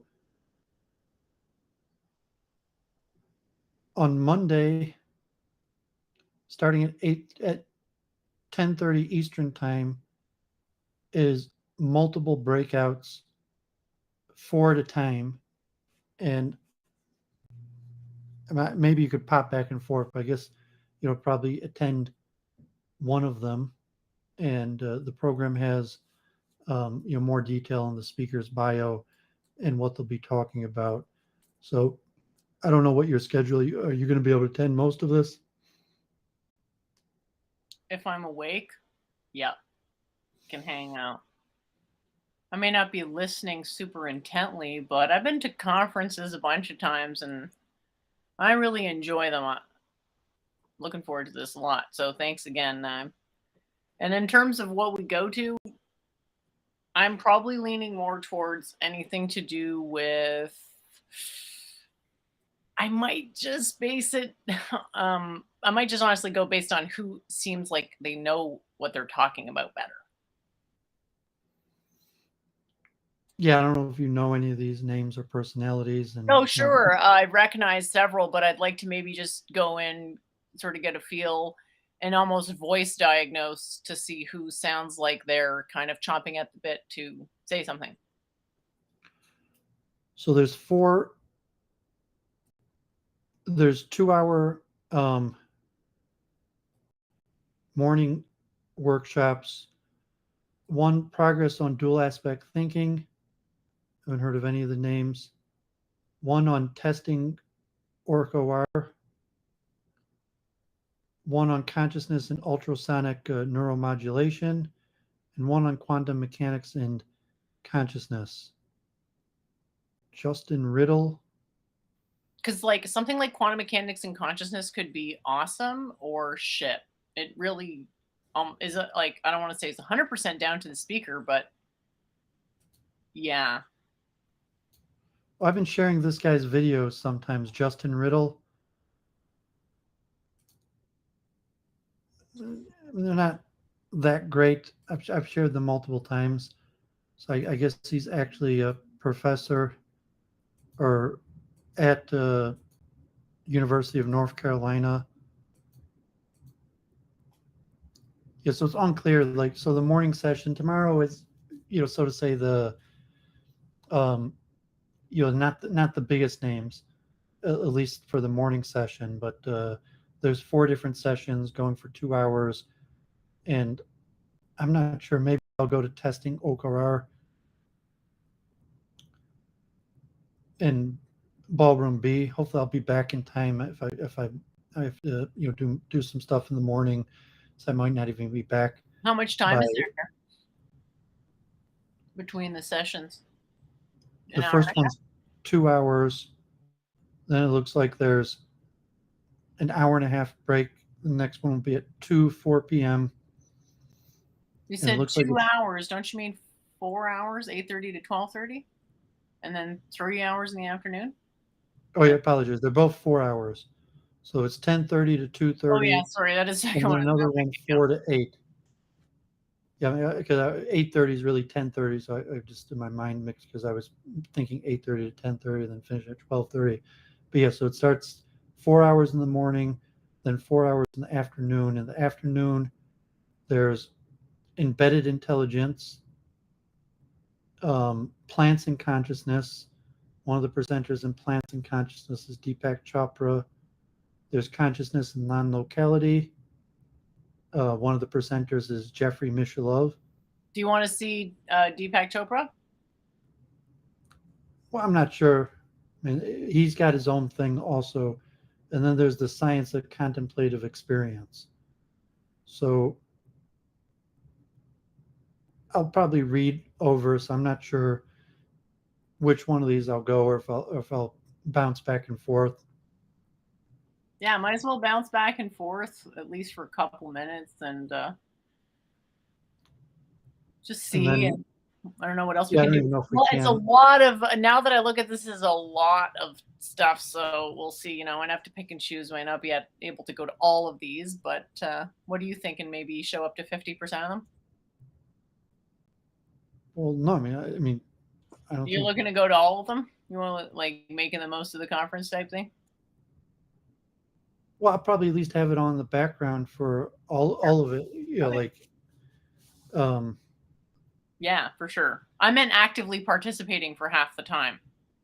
well, I don't think you can actively participate. I think she just said that there might not even be a chat open till the end or for the Q&A part, and you could see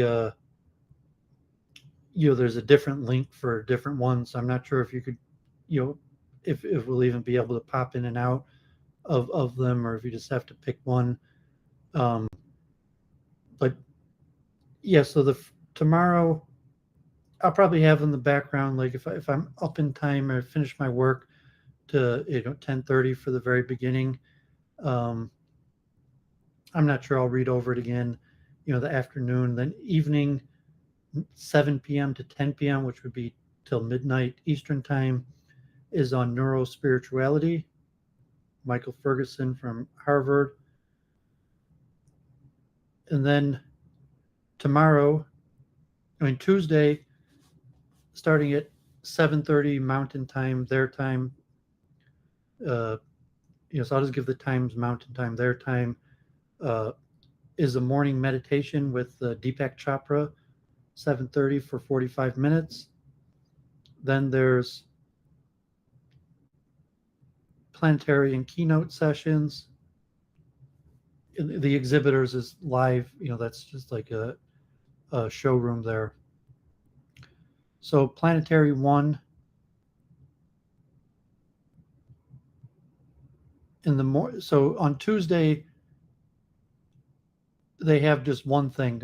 I guess bigger names. So 8:30 to 10:40 is sleep, wakefulness, and amnesia. And then the next one is brain and consciousness, and that's Christopher Koch from the Allen Institute of Brain Science. He's a pretty big name. An hour, 20 minutes. And then in the afternoon, 2 to 4 is brain connectivity. And then Tuesday night from 5 to 7,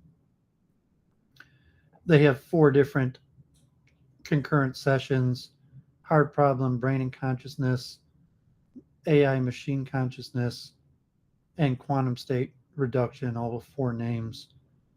And then at night, 7 to 9,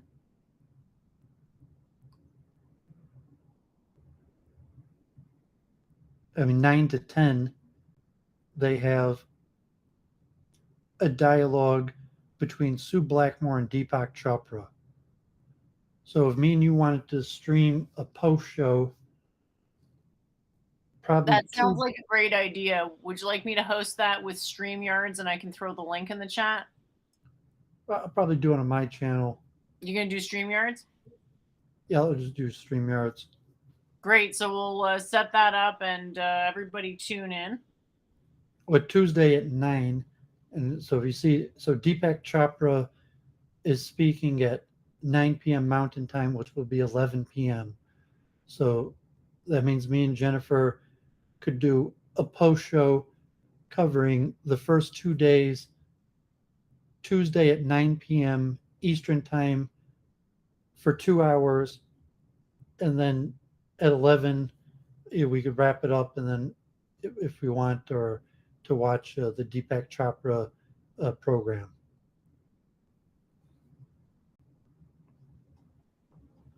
How much time did you say there was to do the post show? So you're saying there's a post show and then go back to Deepak Chopra right away? Yeah, so their program, they have a reception from 7 to 9 that probably won't be streamed. Maybe it will be, but even if it is streamed, because it's basically all day, every day. So if we're going to do a post show, it would be 7 to 9 Tuesday Mountain Time, which would be 9 o'clock my time. And then at 9 p.m. to 10 p.m., they have a program with Deepak Chopra and Sue Blackmore from England. So, assuming we want to watch the Blackmore Chopra program, I mean, if there's no chat, you maybe, but, so 9 to 11 Tuesday, because there's basically program all day, so there's no time to do a post show. The only time the neuro spirituality workshop goes till midnight my time tomorrow. So there's probably no time to do a post show tomorrow. Tuesday, there's time to do a post show, starting at 9 o'clock p.m. And if we want to see the Chopra program, we could wrap it up at 11 or maybe, so we'll see about that. I'm not sure if that sounds good to you. I don't see why not. I'm looking forward to it. Okay, so on Wednesday, there's more planetary and keynotes all day, and then concurrent sessions at night again. So Wednesday, in the morning, altered states of consciousness, then psychedelics, and then psychedelic mechanisms. And then from 5 to 7, they have 5 sessions, 2 on panpsychism, 1 on studying and measuring consciousness, 1 on theories of consciousness, and space, time, and consciousness. And then 7 p.m. to 9:30, they have exhibitors. So I'm not sure. Let me check again. Okay, so there's a link for the dialogue with Deepak Chopra and Sue Blackmore. So on Wednesday, there's no link for the nightly program. So everything will be over at 9 p.m. So possibly we could stream also Wednesday night at 9 p.m. and then we could go till, whatever, till tired or not to talk about. But, so Tuesday, it wraps up at 9 p.m. my time. And then at 11 p.m. will be Deepak Chopra. So maybe Tuesday we could do a 2-hour stream. And then Wednesday at 9 p.m. we could stream again. And then there's nothing after on that night. And on Thursday, the program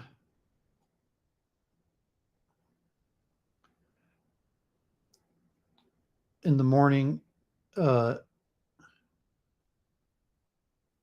is time and consciousness, then astrobiology and astroconsciousness. This Avi Loeb from Harvard, this Israeli Avi Loeb. And then 2 to 4 is the origins of consciousness.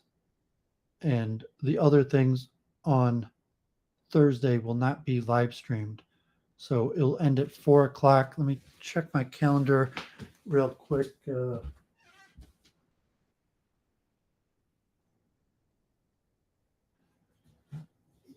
Yeah, so the Passover seventh day holiday starts Thursday night. So if you want, we could also stream Thursday. So we don't have to stream all 3 days. If you want, we can. It's probably a good thing too. But Thursday it ends at If there's something 4. to talk about, we might as well do it. If it's just going to descend into ridiculous bickering where the point doesn't get made, yeah, that would not be good. But I think, yeah, I think I'm starting to see what the issue is with the communication. Only took what 3 years. Yeah, I did more to talk about what they said. Like not necessarily to forward what me and you think, but to talk about what they said and try to understand what they said. All right. The purpose of the post show. Not to self promote ourselves, although obviously, we will talk about our ideas, but I mean more to review what they said. And so Thursday, so it ends at 6, and then the holiday starts about 8. So it's possible Thursday could stream from like 6 to 8. And then your Friday wouldn't be able to stream, and that's the holiday. So then the next week in review, although you're welcome to do your own stream, or if you know anyone else that wants to talk about these things, feel free. But so I said Monday, I guess nothing. We won't stream tomorrow. Tuesday possibly 9 to 11. Wednesday after 9, and possibly Thursday from 6 to 8. And so this Thursday, time and consciousness 8:30 to 10:40. Then 11:10 to 12:30 astrobiology and astroconsciousness, and then the origins of life. And that's all that will be streamed. And then on Friday, theories of consciousness 8:30 to 10:40. 11 to 12:30 reality from the matrix to the metaverse, the keynote of David Chalmers. And then 2 to 4:10 quantum neuroscience. And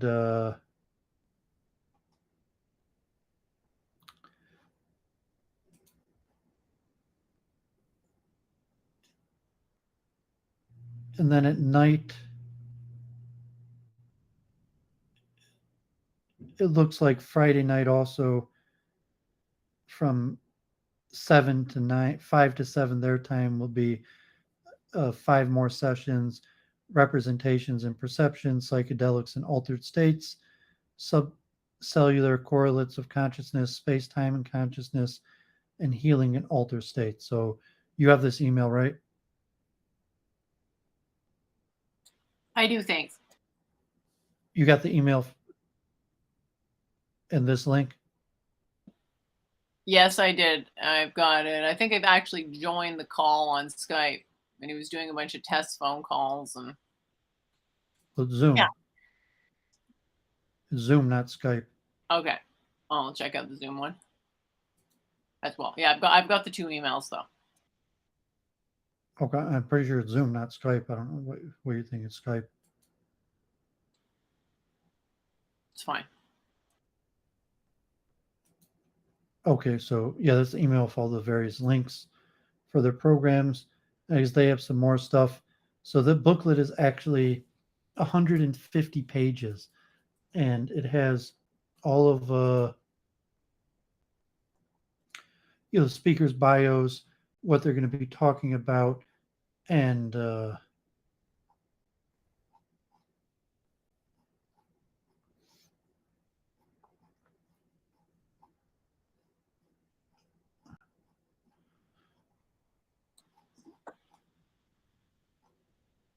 I'm Yeah, not it's sure. kind of an all-star cast for this one. Well, I'm not sure. It's probably largely the same people, and I don't call them all stars. I mean, like you have, there's only a handful of big names that people outside of the field would have heard of.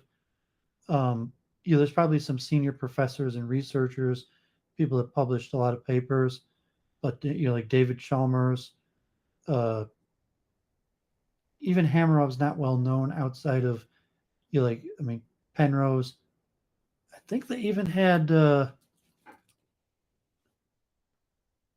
Michael Cremo. See that? Yeah, Michael Cremo, the Hare Krishna. I met him. The guy who wrote the book on the Forbidden Archaeologist is talking about psychedelics and other altered states of consciousness. A retrospective account of DMT experiment was a part of Cold War research program.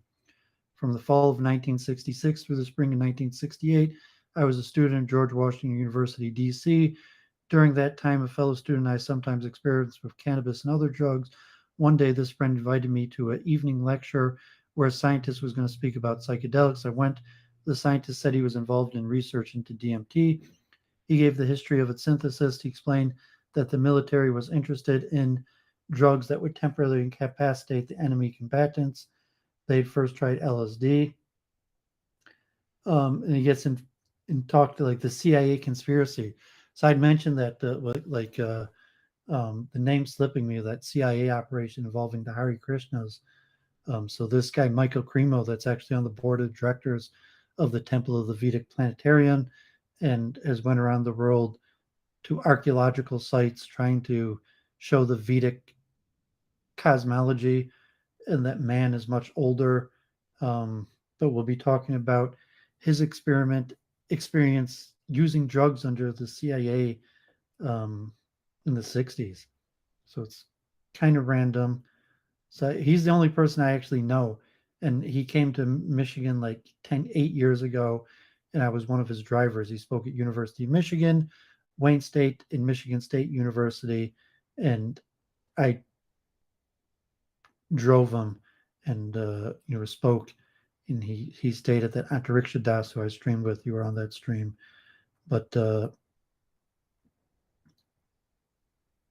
there's not that many like really big names. Even these David Chalmers, I've been sharing his stuff, like popular author. I think uh think Roger Penrose is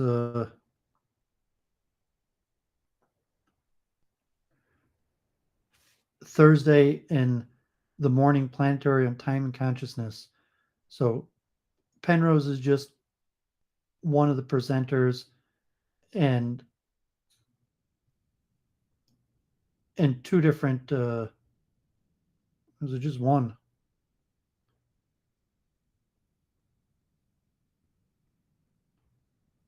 Yeah, so Penrose is just one of the presenters in the Thursday morning on time and consciousness. Hamarov himself may not be a big part of the conference. He could just be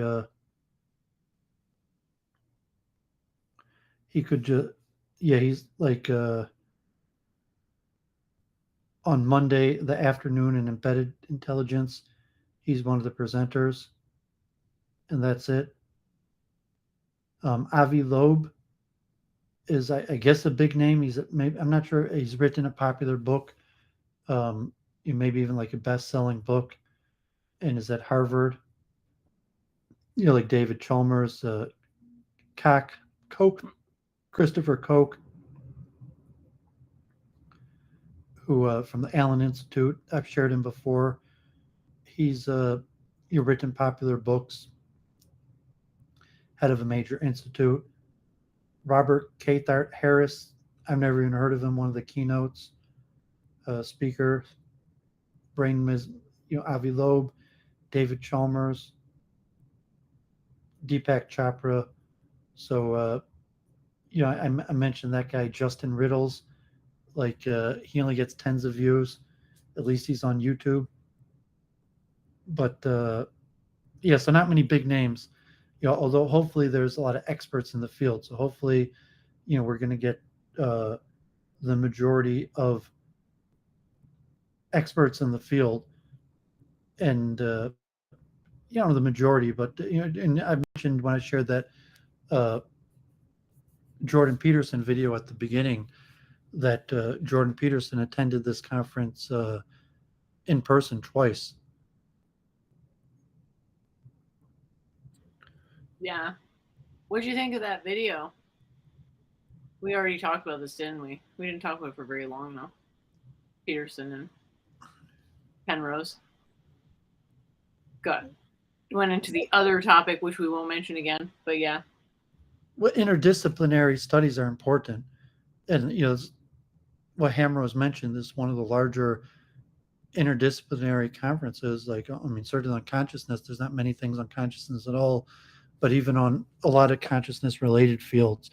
So, yeah, I've been hyping this for a while, and for what it is, it's pretty small. But I guess it shouldn't be that surprising because science is not really designed to include consciousness.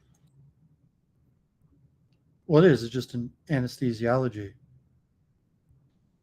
Well, then you're into a question of like, well, it is on that level, yes, but then are doctors by and large in the mindset to set up their systems to measure consciousness? And I wouldn't say so.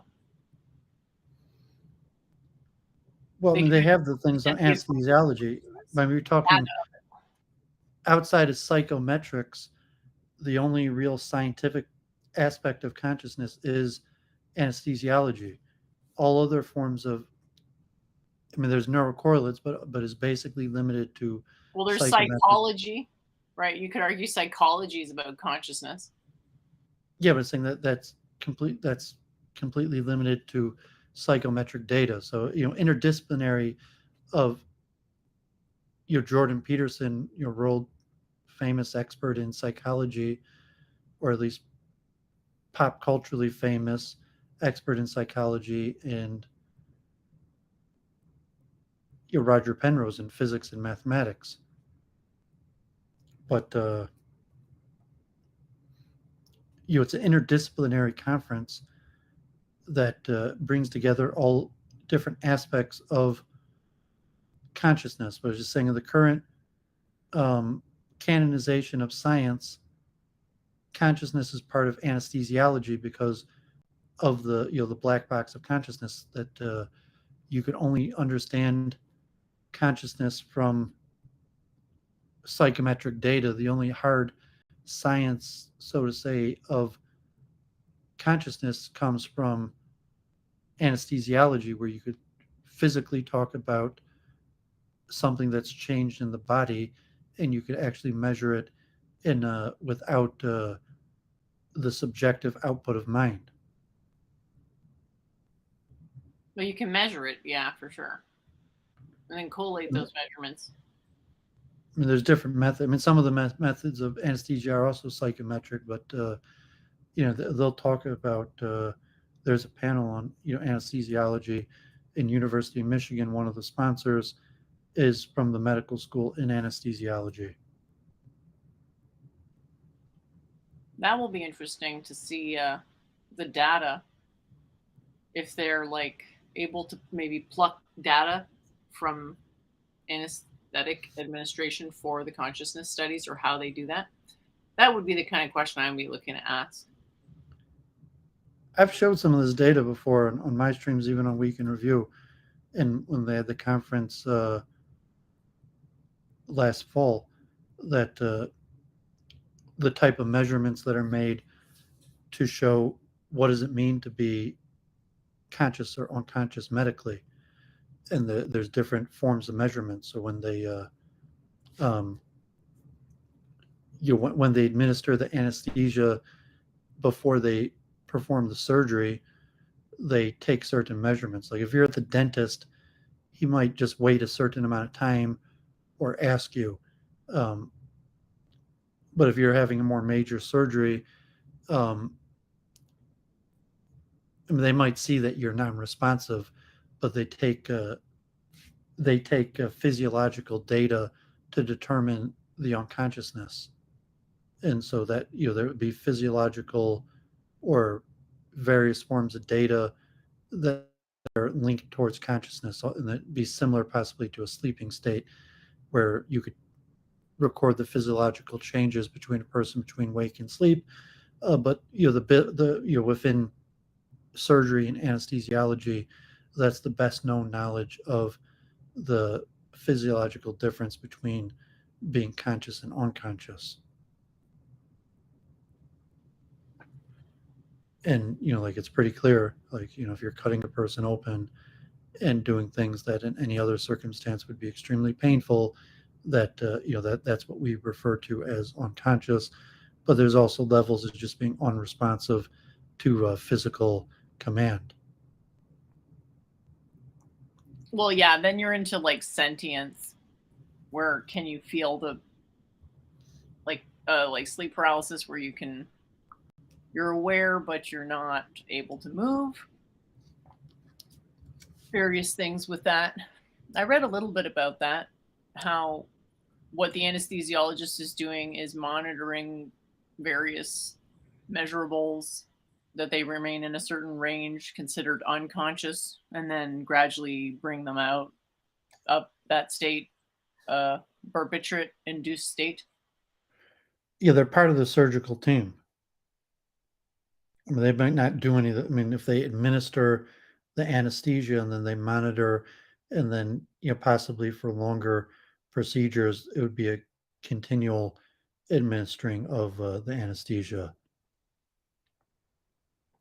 And I forget all the data that's monitored. And I mean, I volunteered at a hospital, like what even just like the type machinery that if you were in like a surgical center that had an anesthesiologist, the type machinery that they would that the anesthesiologist would be operating. Um, so that's something to look for at the conference, and by saying it's interdisciplinary, and so you have physicists, mathematicians, philosophers, computer scientists, medical doctors, anesthesiologists, um, and more. In attendance, because the people presenting didn't sound, we sounded more like theoretical researchers. Correct me if I'm wrong there. Are there a lot of practicing doctors that are going to be there as presenters? Well, not. I mean, I think all the doctors are probably anesthesiologists, but I'm not. University of Michigan's a sponsor, and they are. It's their department of anesthesiology. It's in the medical school. I mean, I think all anesthesiologists are practicing medical doctors, just a specialist. So I'm not. Maybe the only presenters are anesthesiologists. That there might not be any medical doctors that are not anesthesiologists. I have to look again, but it could be that there was a few different people Isn't in the Deepak medical. Chopra a medical doctor? Yeah, although he didn't practice. I mean, I forget his exact bio, but I don't think he's a practicing medical doctor, but he is a medical doctor and then went into some other field. But most of the presenters Yeah, are maybe academic. retired doctors who did a bunch of research in the field, in this domain. Most of the presenters are academics, and most of the key presenters are like head of departments. And then there'll be a few institutes of research and thought, like the Allen Institute, where Koch, which is a pure research. Maybe it's connected to a university, but could be some that are pure research facilities, not connected to university. Well, to me, people like Mishlove and Chopra are almost public figures, celebrities. Yeah, I don't know what Mishlov's. They have a reasonable amount of He's been doing psychedelic. parapsychology research for so long. If you check out his channel, like he's re-uploading stuff where he looks a lot younger. He's been at this for a while. Basically just talk to like anybody interested in parapsychology, like anything outside of normal psychology. It seems like that's been the direction since I don't know if it's the 80s or what. Yeah, I mean, he might even be like cultish in the sense that he might sell more tickets than the others, and even if he's not, in the same academic circles, that they got to sell tickets, or he's a bigger name draw, and but he might have some academic credentials. I know he interviews and talks to a lot of academics, and then at the end of the day, um, academics only have minor renowned and limited financial success. And even if they do want to write a book and sell a book, they need to reach larger media platforms.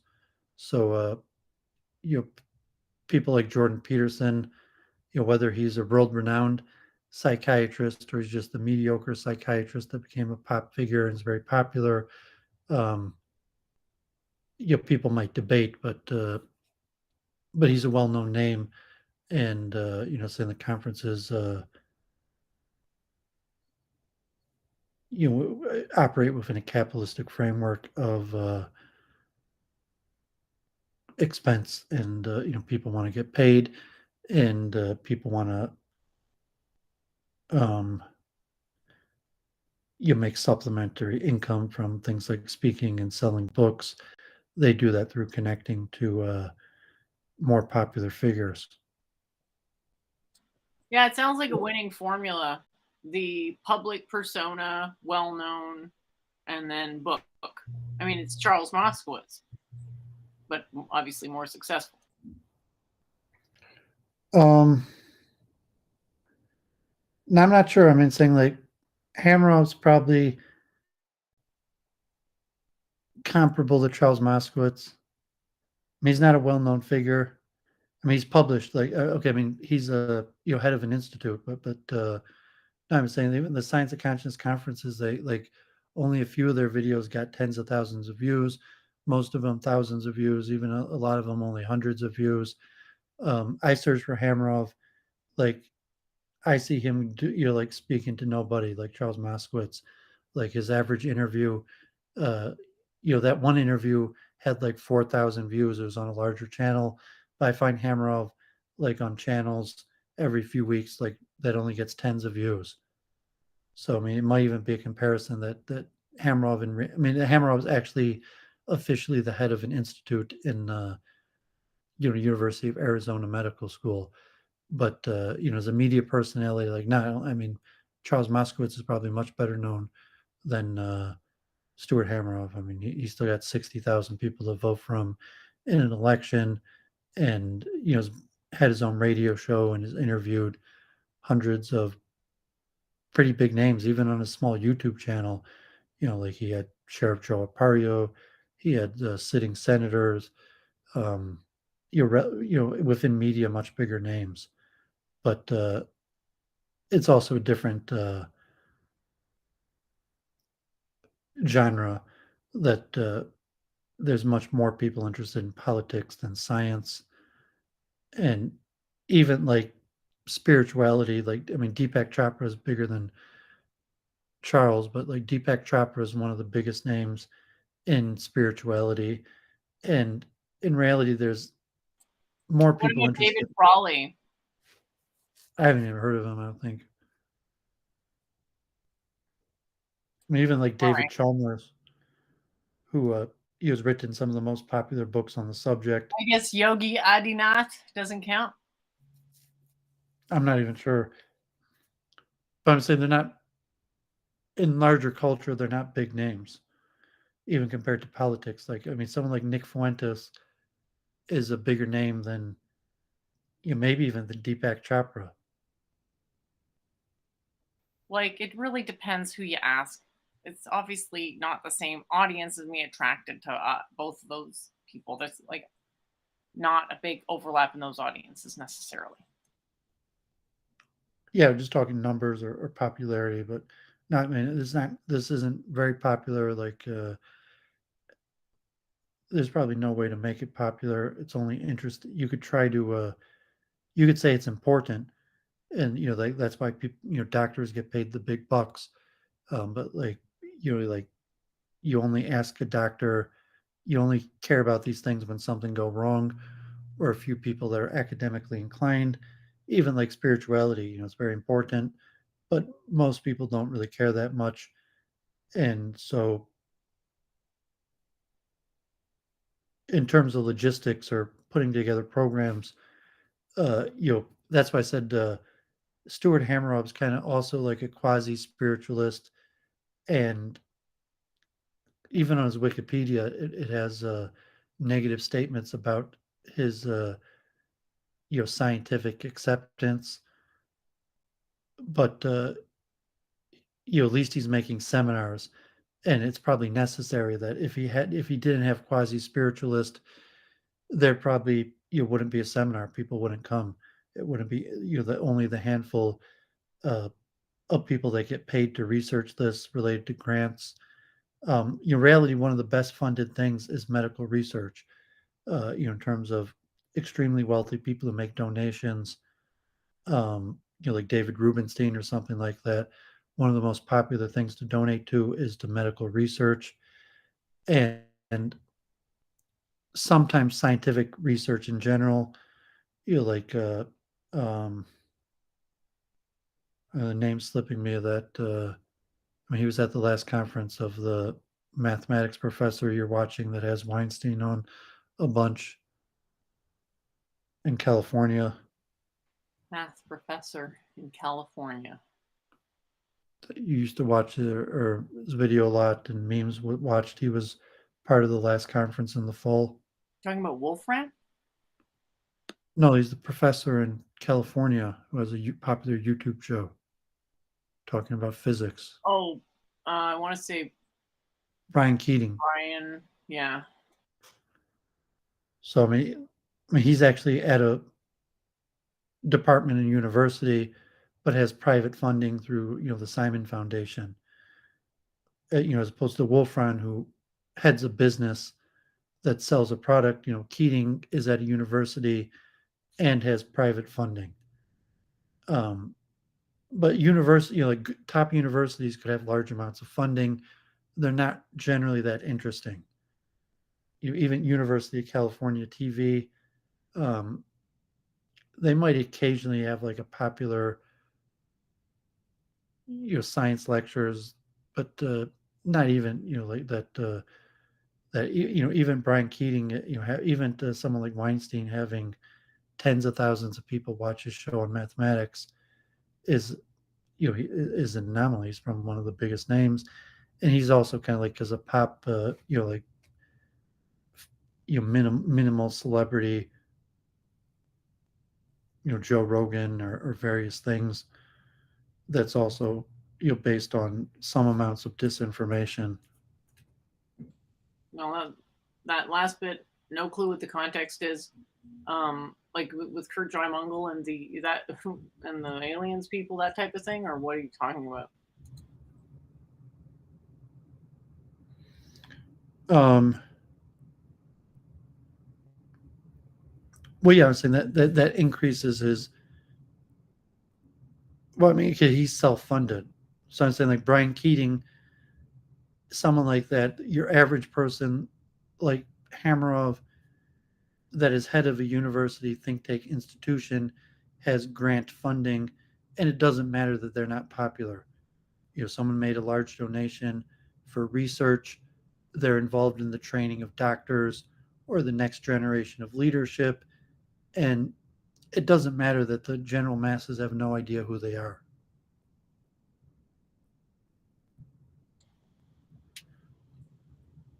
So I mean, Kirk J. Mungle is self-funded. He asked for money for his program, um, and he's not. He's better known than. I'm not. I mean, maybe he's better known. I'm not sure if like you have to look in a comparison of how well known people are, because a lot of people like Brian Greene and. Well, you're acting like how many people knowing who you are makes a difference to how influential you are, and a lot of times the most influential people, nobody knows who they are. So there's not necessarily a connection between influence and fame. And so, like, it's a question of who is actually framing and directing and leading in the conversation about consciousness. And it'll be somebody at this conference. So that'll be exciting to see. I'm really looking forward to it. Yeah, there's also just pure how much money you could make. And so even heading a department, like maybe you could make, I mean, I doubt it. I mean, it's possible like Hammerhoff could be making like $400,000 a year as a head of a department. Um, so you could, really the way you supplement that money is through writing books. And, so if David Chalmers, maybe, Penrose sold enough books to make millions of dollars. I'm not sure. Hundreds of thousands of dollars. Like, David Chalmers sold enough books to make. I'm not sure if how many copies of his book sold. Someone like Brian Greene, Deepak Chopra. I don't know. Maybe millions. I'm not sure if he sold millions of books, but if Deepak Chopra is a multimillionaire because he sold millions of books, that'd be why he'd be a multimillionaire. And to have influence among the people in the know, like in the direction of policy for the field or the research or the the people who are expert in your field versus making money versus you're renowned. But this conference seems to get quite a few of the big names in all of the realms. From the popular pop names to the bigger accepted university names, and even people that are relatively well funded. Although it's not, like Harvard is not even necessarily top universities. I'm not even sure that top universities really study this that much. Think okay, that University of Michigan. I don't even know if Yale, Princeton, University of California have centers for consciousness studies. They might not even. It's pretty niche. This may be the only one. Not really sure. I mean, David Chalmers is in the Department of Philosophy at New York University. Mm-hmm. That should be interesting. What's he talking about? I think like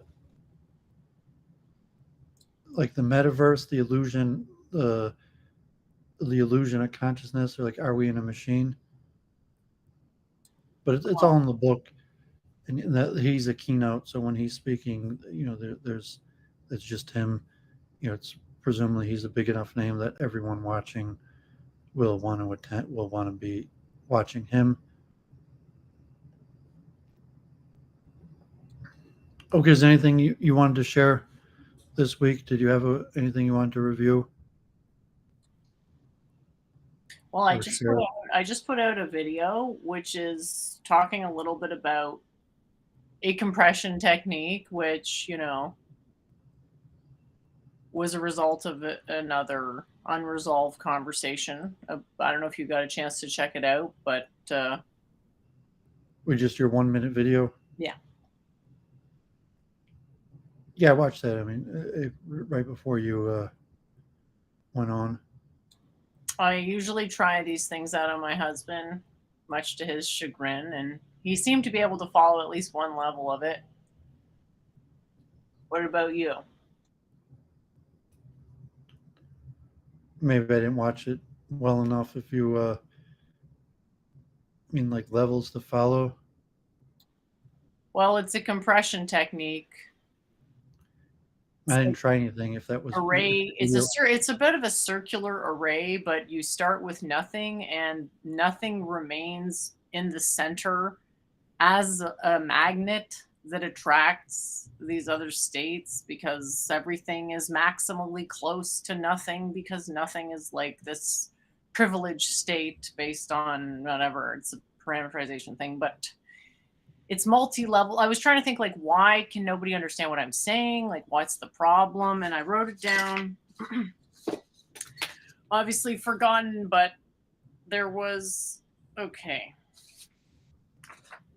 This actually may not even know where I wrote this down, but basically there's a certain type of processing that folding in infinities meaningfully. That's the thing that it's like this, the what is it, strong induction or whatever induction is, where the limit of induction. What would be induction if you couldn't get any better? A complete knowledge. And I'm really okay. No, sorry, I got it here. Non-trivial self-reference. That's what is not conceived of whatsoever. So non-trivial self-reference, which is when you use the same system on top of itself. It's a bit like encoding. It's called recursion. It's not quite like that, but it's similar.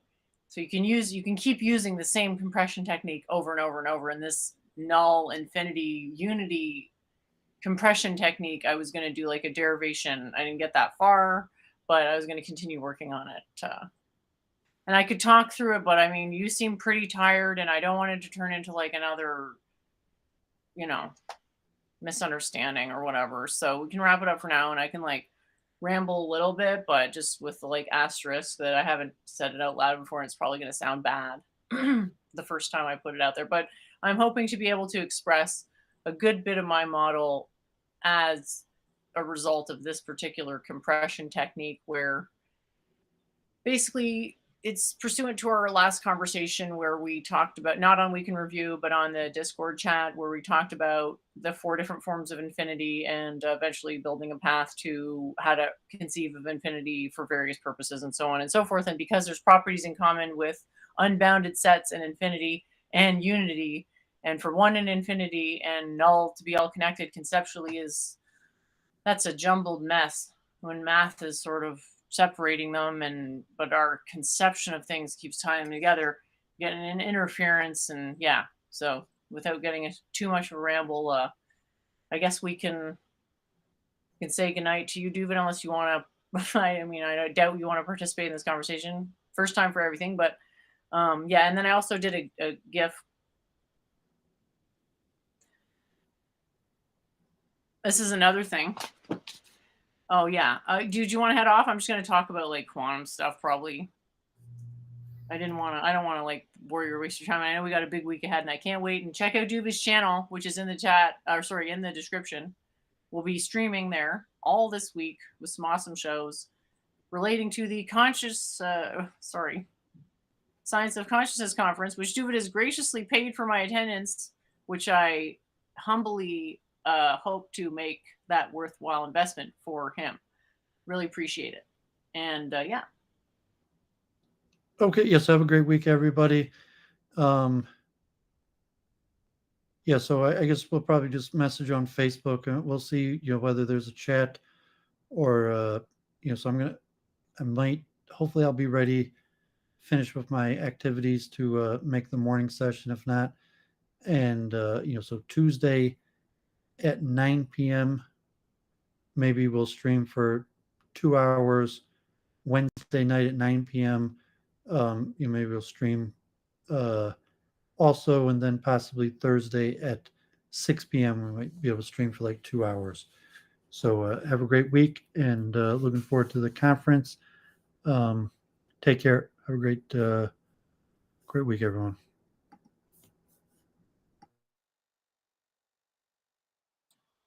I honestly don't know much about Deepak Chopra.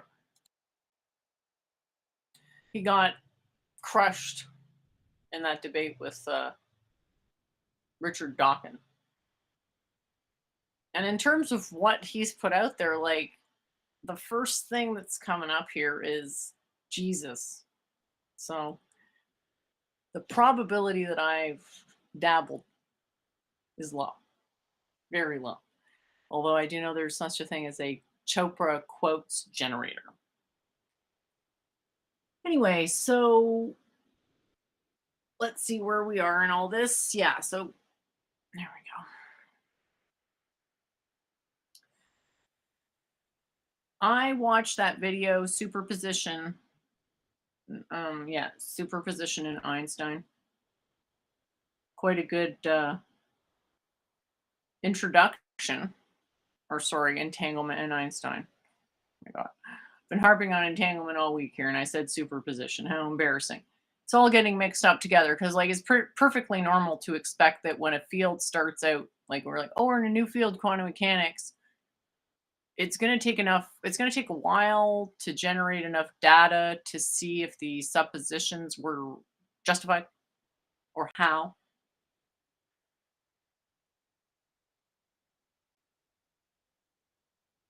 All right. So anyway,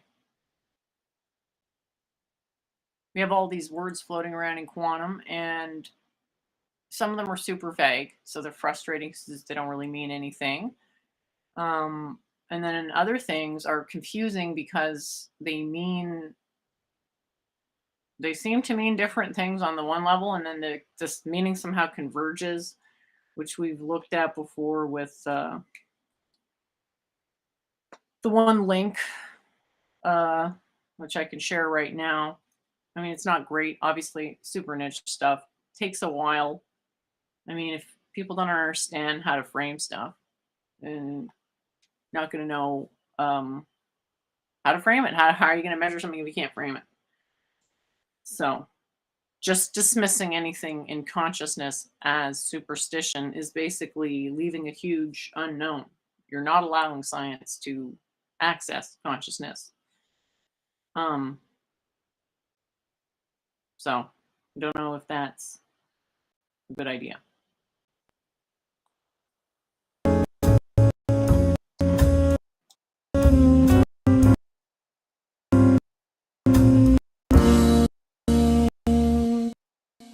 We start out with, which is with line null, conceptual null, a blank sheet at the beginning of the process. Start with nothing, then go to everything, then finally look at that as one single thing. The one single thing can convert a proxy equal to null in a new system,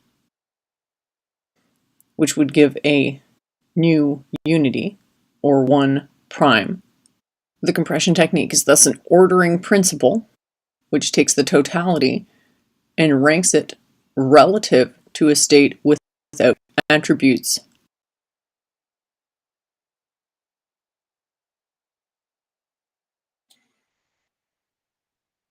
Okay, so first thing I want to talk about was entanglement in Einstein, video that came out. That take a minute because my thing's frozen. I'm trying to share a link here, and I can't do it because my internet's decided to stop working. Yippee! All right, let's just leave that for a minute.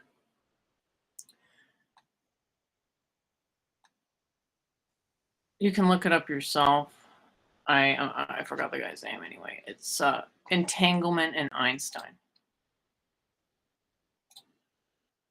And they talk about, it was actually quite interesting towards the end, especially because they were talking about gravity being, it seemed like they were talking about gravity being emergent. I don't know for sure if they would agree with that, but it was really interesting to hear the way they talked about it. And here's an example of something we thought was different, but it turned out to be the same, and it'll only be obvious that it's the same after a bunch of time's gone by. Because how else are you going to know? So you need the experience of many scientific experimental setups happening to get enough data to generate meaningful meta-analysis. And that's even harder than setting the experiments up in the first place, because you have a bias that you didn't know was there in the first place, and now a bunch of data that has that bias definitely in it, and now you have to try to strategically correct that bias. And that's why I was mentioning a little bit before with what psychometrics is actually telling us is this simultaneous visualization of 7 things as a computational limit that transcends consciousness.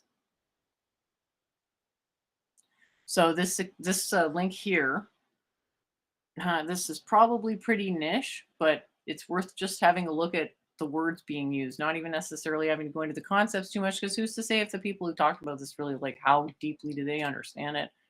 Probably better than an average or lay person, but did they have transcendental wisdom to interpret the results? Well, no,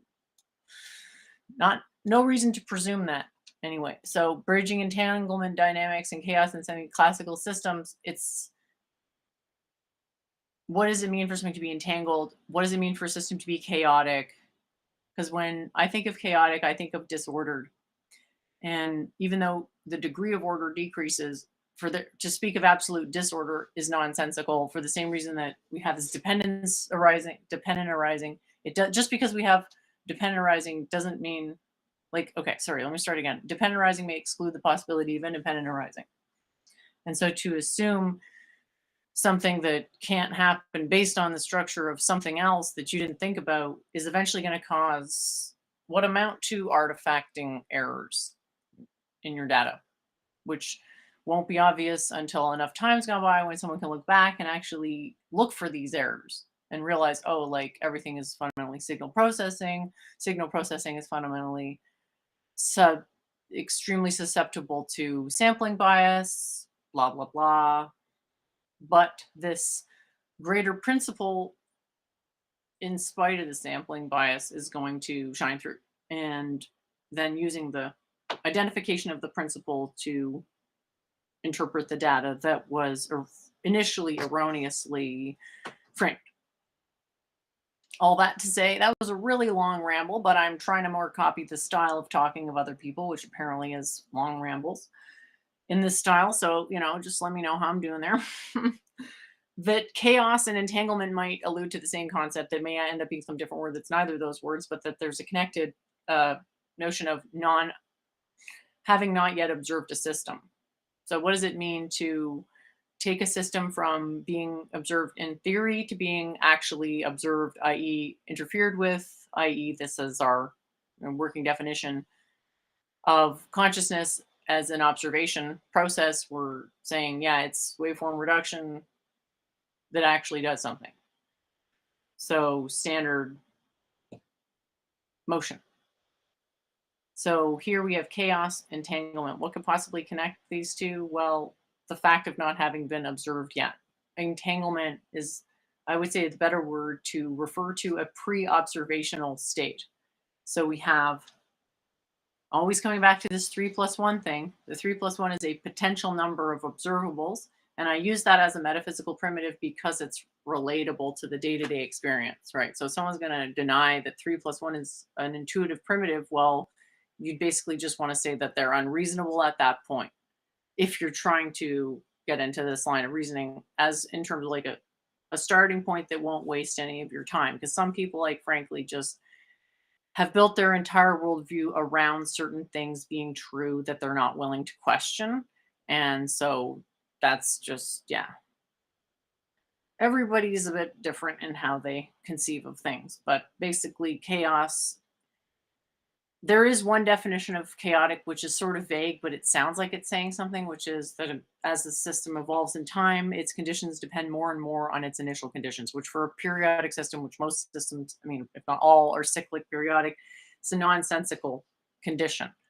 That as time, that's like saying that as time goes on, it's going to be more like it was at the beginning of the planet Earth, pre everything, like soup, undifferentiated soup.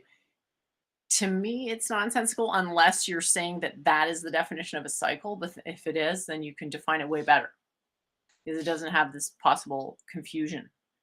And same with entanglement. This is why I think entanglement is better, that it doesn't quite land on the concept, but it's like zero and infinity. Like, language can't access these concepts. Language can access concepts in a limited sense that have almost no meaning, but are amplified in meaning due to the human experience. So we want to go past that to something that means something outside of the human experience. We need to find a way in, which is where your metaphysical primitive comes in, which is your reasoning tool, i.e. the thing you can find and can't divide out of yourself, there's a similarity between that and the greater reality that you can learn to recognize. So, blah, blah, blah, all that to say, entanglement refers to the state that they're calling superposition right now. So, what's the idea with the superposition? Well, quantum mechanics representing a system as a probability of various possible proper states or eigenstates that it could collapse, quote unquote, into at any given moment. So the reframing we're looking to do here is, rather than consider the wave function to be a function of space and time, which is nonsensical, you understand the space and time to arise due to the wave function. They are the observables, which kind of lines up with the qualia thing. It's like, what are the objects of our observation? Space and time. So the fundamental qualia are spatial and temporal. In our memories and such, the smell of strawberry, that has an existence in space and time. Yeah, sure, it goes beyond that, but the things we experience strawberryness in time and space. Okay, so there's at least that. But anyway, yes, it's counterintuitive, but other reasoning tools are counterintuitive too. And I don't need to plod through the counterintuitive mechanical technicals. I will have to.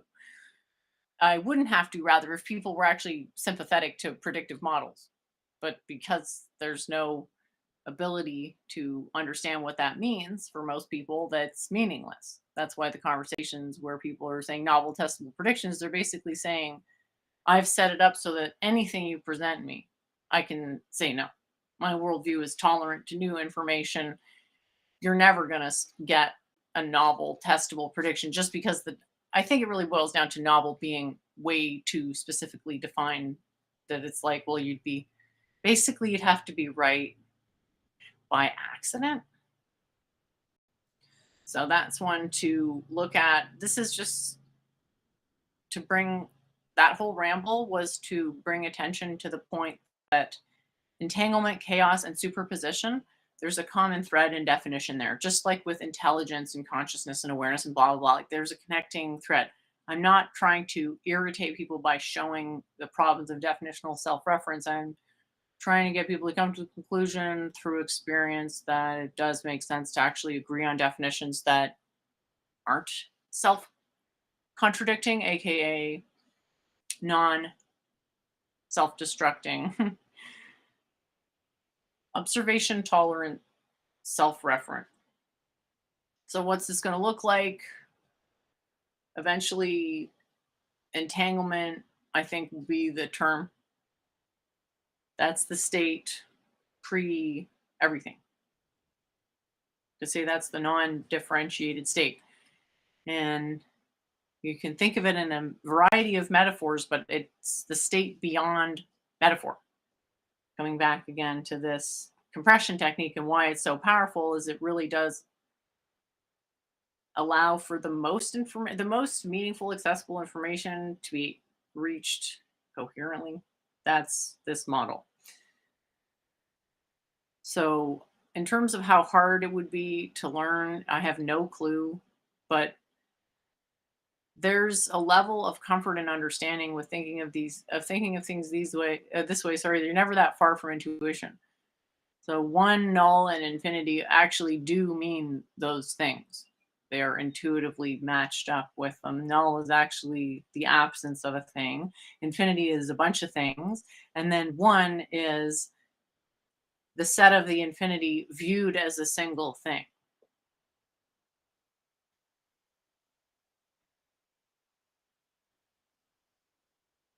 So let's see what else I have. I don't think I can do a very good job of this because I've never said it out loud before. But one thing I want to work on soon is this compression model as a way of explaining my own model as several levels of this same compression applied to itself. And I'm excited. and looking forward to hearing what people have to say about it. As well as, like, honestly, I have no clue what's going to happen at this consciousness conference either. So fingers crossed that that won't be, you know, hopefully that'll be worthwhile and good and everything. It's hilarious blog. Someone unironically posted this as a evidence against. I I think he posted it 3 times, and this is somebody that definitely got pissed enough to leave a place, Discord server, that I was on because whatever. Apparently, the conversation was too. Shit just got a little too real. So it's like somebody's effortful personal diary post. Like, I really don't like quantum computing. So, yeah, I get it. There's a lot of hype for stuff. And there's always these terms that this is, almost could refer to what happened earlier in the show, where it's like, it's intelligence. Why is it being called intelligence? Because it's like, sounds cool. Oh, well, what field do you work in? Artificial intelligence. Ooh, cool. Now computers are intelligence. Like, that was a weird connection. It kind of reminds me of my job as an interpreter. And they just insisted we were interpreters. Like, even though to me we were stenographers or typists, but that's just what they insisted on being called. We're interpreters. And then it just leads to, like, you tell someone you're an interpreter, they don't know what that means, which is like fine, but what are we now wanting to obfuscate what it like? That goes against the intention to me, which is clarity. So yeah, I can't get this thing to not be frozen, but it is quite hilarious. And it's just basically saying, well, a bunch of people didn't understand quantum, therefore, the field's not going anywhere. It's that's not what's happening at all. It's just where to start and where to make it meaningful and how to develop the tech. You need to make a sort of quantum leap, so to speak, in understanding. And I'm not sure if this is obvious to people, but there's a step of interpretation of data when you make a measurement. And if you interpreted your measurement incorrectly, whatever that may mean, how would you know? And how many measurements would you need to make to know you'd made an error on a level that you didn't know you could make an error? And so the understanding of how to diagnose errors in framing, presuppositional framing, if you will allow quantum computers to be built more meaningfully. Because as I probably mentioned before, they require a considerable degree of operator input control. I mean, the way I understand them, they do now. There's a very good chance that they'll, with it, all the technology that exists, so some of these processes can be automated.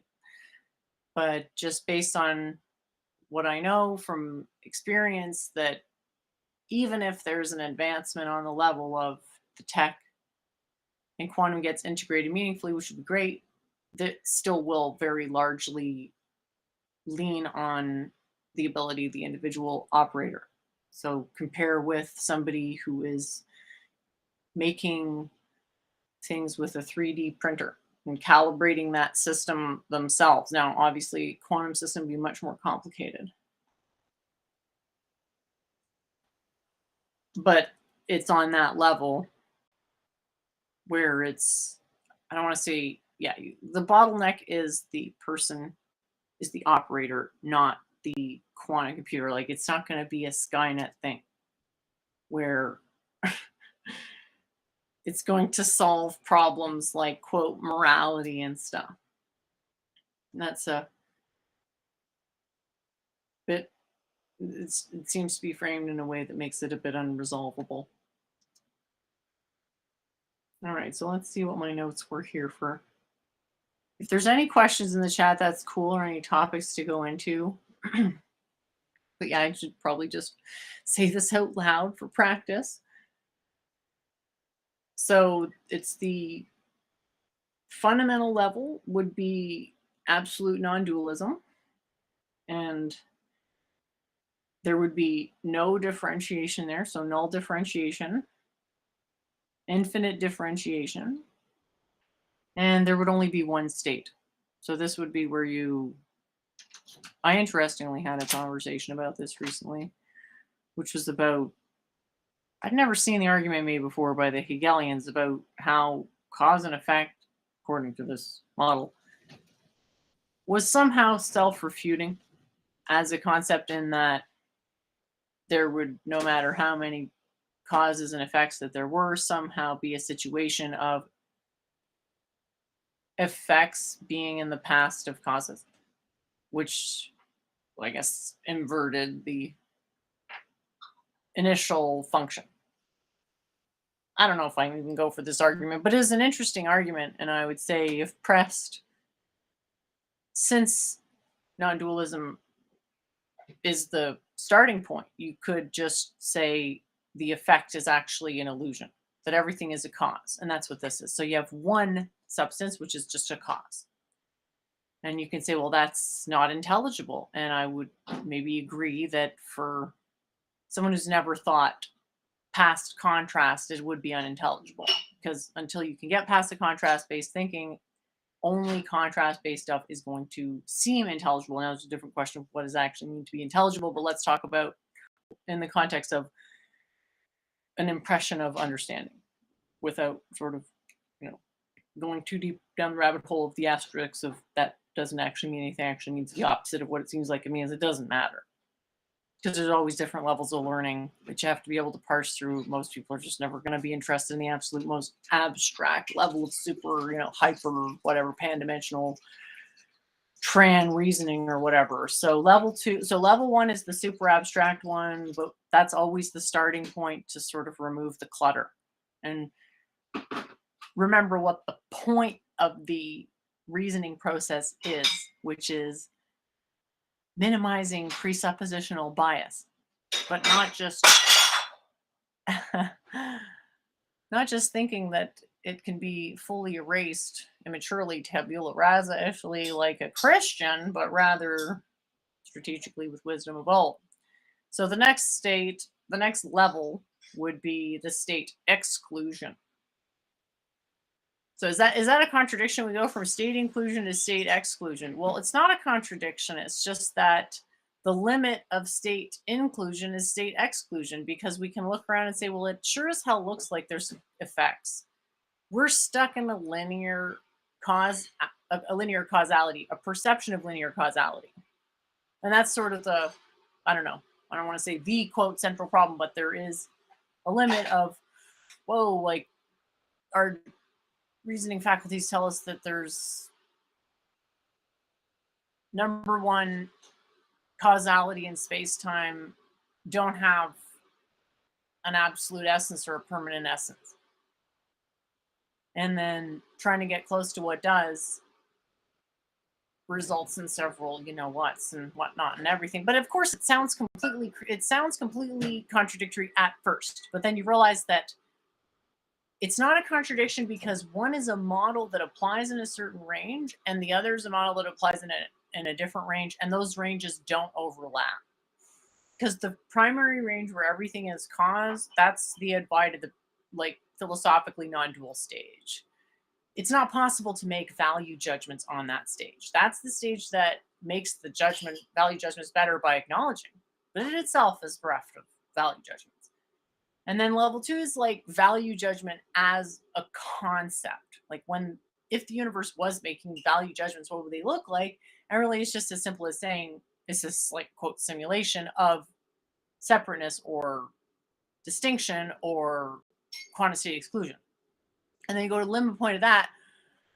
Well, is it possible to have quantum state inclusion? No. And so we can say quantum state inclusion is the geometry that corresponds to the figure 8 knot, because that includes 4 twists. And the twists are sort of the analogs to measurement, and we can't have 4 measurements in the same spot because we can't have 4. Basically, we have quantum state exclusions. 2 quantum systems are different because they're in different quantum states. And so the null now becomes quantum state inclusion. So what was everything in the first level now becomes null in the second. So we'll say we acknowledge the Advaita. Now we're going to divide that out. Divide them.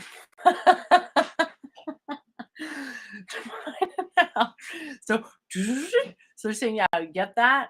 We can't do shit on the fundamental level. It's all the same. But we're going to say there is this like model that the limit point actually does allow for there to be a perception of exclusion. And from our perspective, it's like, well, of course, quantum state exclusion is absolutely true. It must be absolutely true.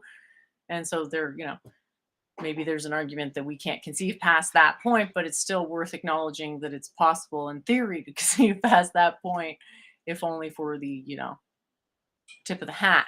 So the same reason why pantheism and atheism are in practice not the same thing. All right, so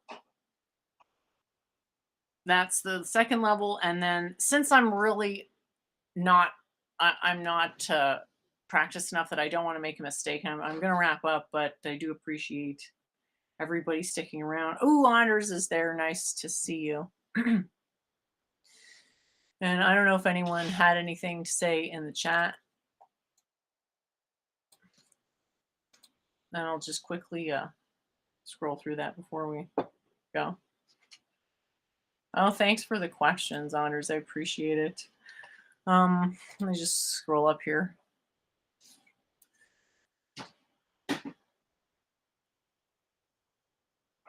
So what does measurement of mind mean? Is it what the mind thinks? Well, in my definition, I'm saying measurement, observation, waveform reduction, those are the same. And so measurement of mind wouldn't make sense per se, because the mind would be where measurement is taking place.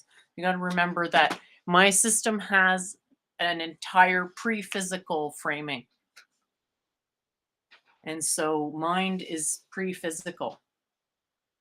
So to get information out of someone's individual subjectivity versus measuring mind as a concept's not quite the same thing. But if we're talking about measuring someone's subjective consciousness, then you do that with your subjective consciousness. That's the energy of your consciousness is going to go out and interfere with someone else's. And there's evidence that this kind of effect can happen to some measure already, that if you know how to interpret it, like I don't know how else to interpret it. The only other interpretation I've heard in this is, again, like the people who sort of just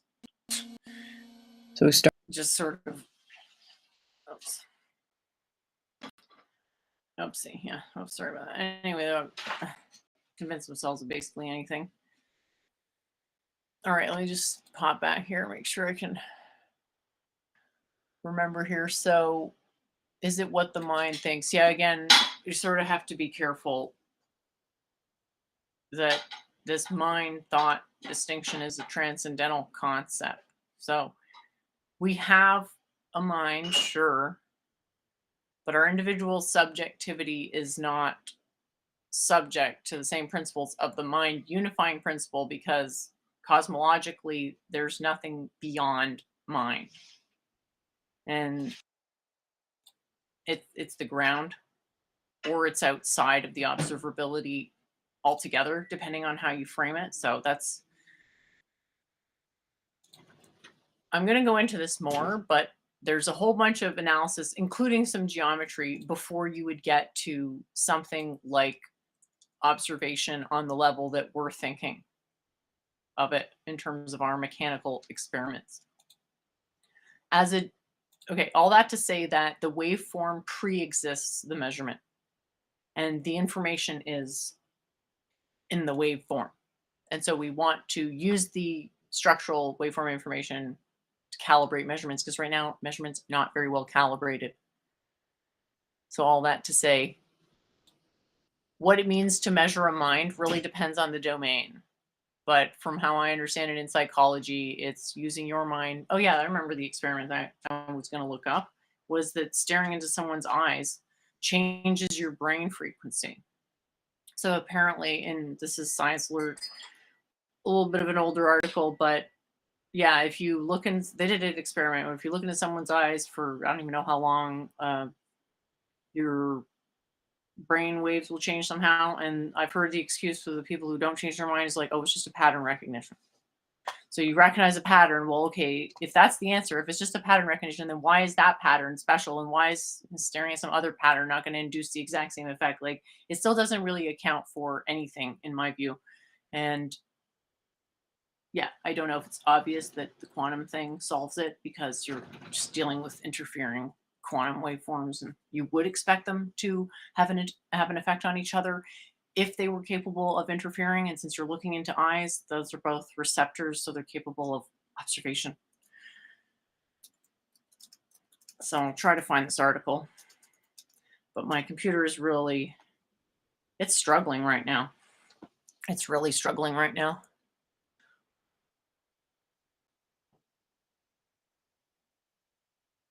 All right, so I'm gonna see here what Daryl said. The observation of the mind would be equivalent to looking at a computer running a program by looking at its response to inputs and outputs.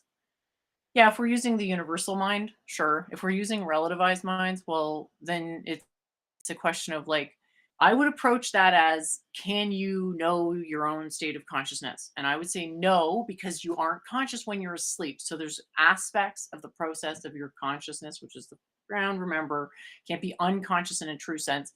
There's aspects of that are just, they're there when you're asleep, they're there when you're awake. Um, that doesn't speak to, okay, we don't have access. We have no reason to think we would have access to the mind, the total mind. And the arguments that they went into on the Theology Unleashed stream actually kind of talk about this. So that was actually really, I'm just a bit relieved not to have to be the only one saying stuff in this vicinity. So yay. I hope everyone else is having as awesome a week as I am. But yeah, there's definitely a problem in interpret. If I take Gerald's point here, there's a problem in interpreting data, and I don't know if people would agree that it reduces to anthropomorphism or just a complete misunderstanding of a process. Um, I think it's really just this insisting on excluding consciousness from science, but then putting observation into quantum mechanics, and then observation being a conscious process. All right, so Anders says he was surprised to learn that causality is still an unsolved problem in science and in philosophy. Well, how do you solve causality? I mean, you can't, because people are not all equal and they have what you call aesthetic preferences. So, person A and person B, person A loves just the pure cause. They find that so aesthetic. So it's just like, wow, everything is the same. A person B, they like the model of everything is change, constant change, just like a blender universe kind of. Those are arguably models that if you're not actually using them for practical metaphysics or whatever, discovery, doesn't really effing matter. Because what you're after, if you're not doing it for pursuing knowledge for its own sake, you're just after the result of a particular practice. And then it's almost a matter of, we'll try the practice and see which one gives you what you want. Because the beliefs, they're really just different perspectives. Now, which perspective is actually the one that stands up to debate? Completely different story. Because an audience for debate, as we've noticed, is extremely small. But I mean, that's what we want, right? We want a small audience of people who can understand and go into the concepts in detail. Because, I mean, I hope the point has been made by now, at least partly, that when you get into consciousness, it becomes the probability of misunderstanding and friction and conflict goes up a lot. because cognitive dissonance. So again, with quantum, it's like it'll progress forward when the understanding progresses forward. Same with consciousness. Okay, consciousness, we've got to get past the fact that at first it's like you feel offended. It's natural and normal to get riled up and upset. And that's why some of these fights have happened and blah blah blah.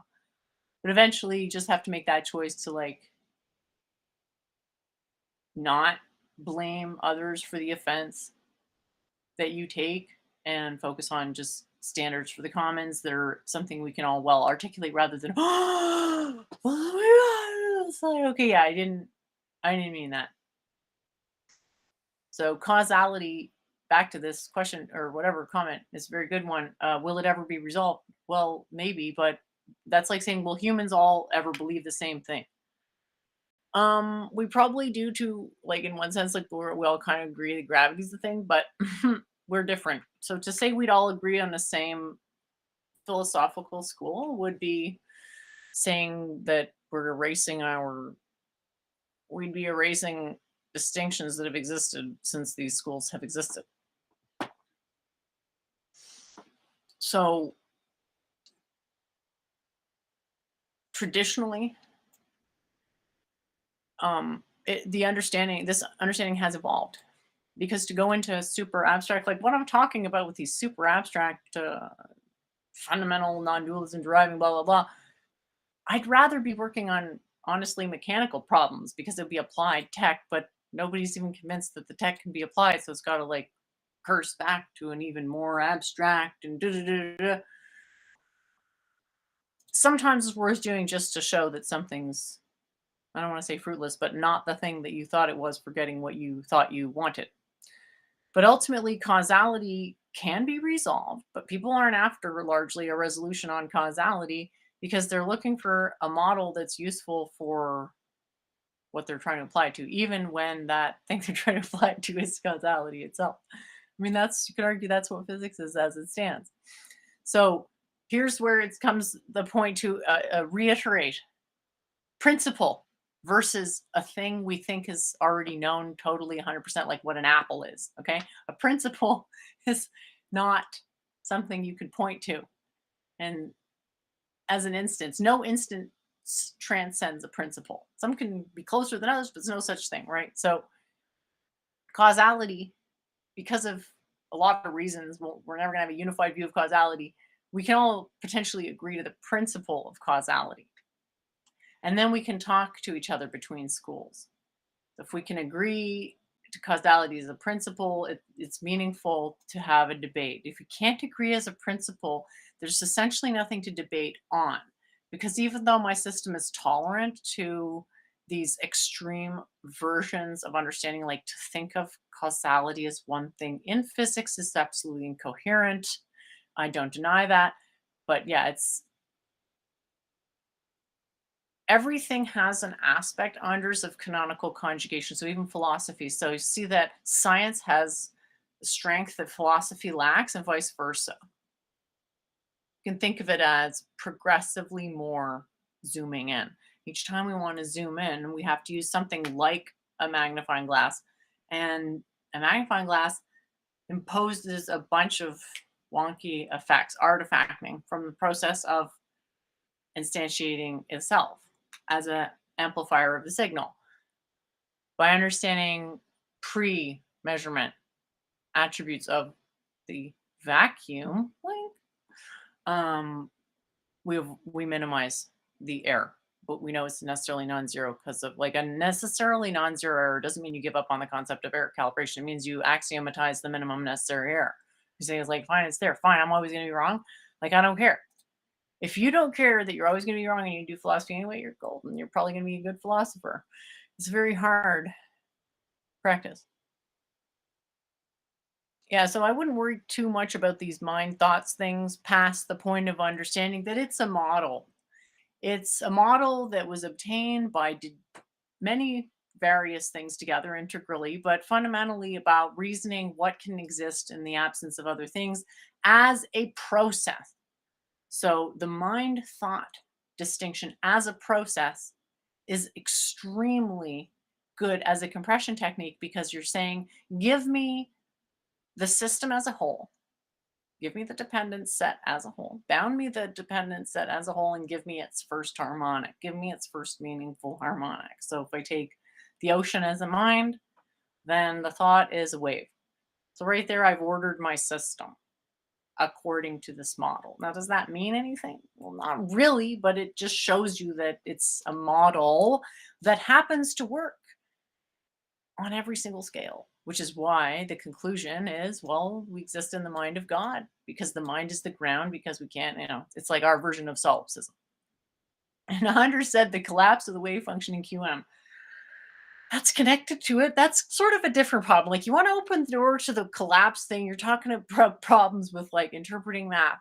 What the hell is the Dirac delta?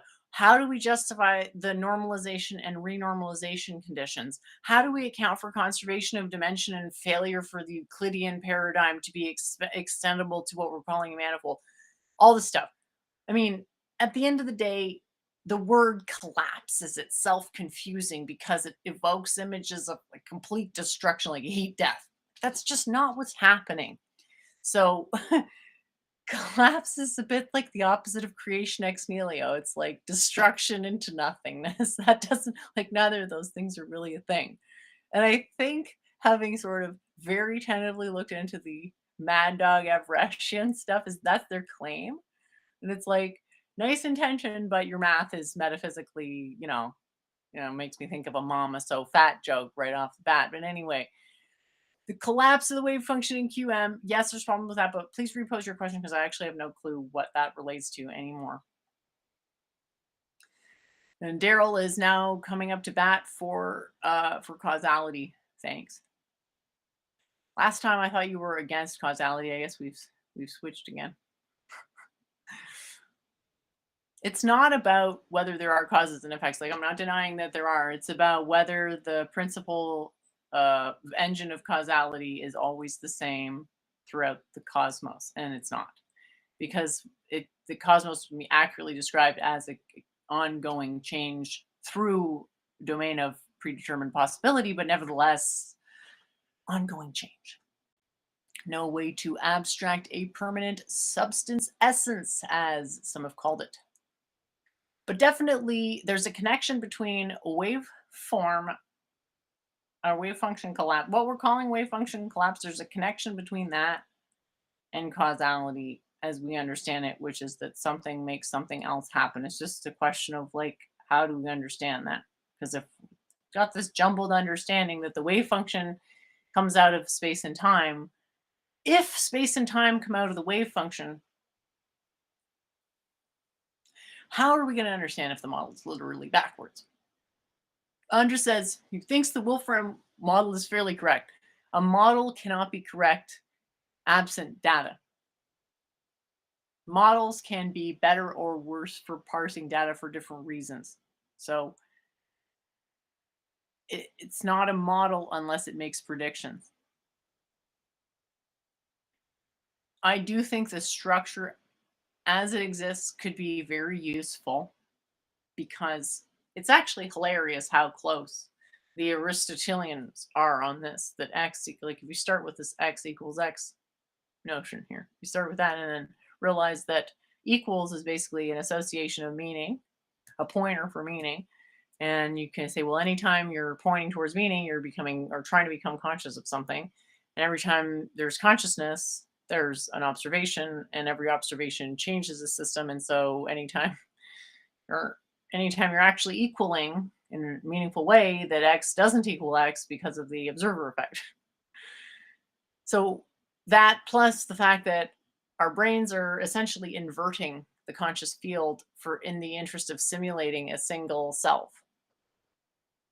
The intuition, not only is intuition wrong at a certain point, or neutral, we could say, non-existent. Sometimes I'll agree that the logic really is absolutely unintuitive, and you really just have to brute force it and say, well, this is absolutely, it's like inevitability. Like, this sounds crazy and wrong, but it's literally the only thing that isn't excluded by other things that I'm absolutely certain about. So it does, yeah, that can happen.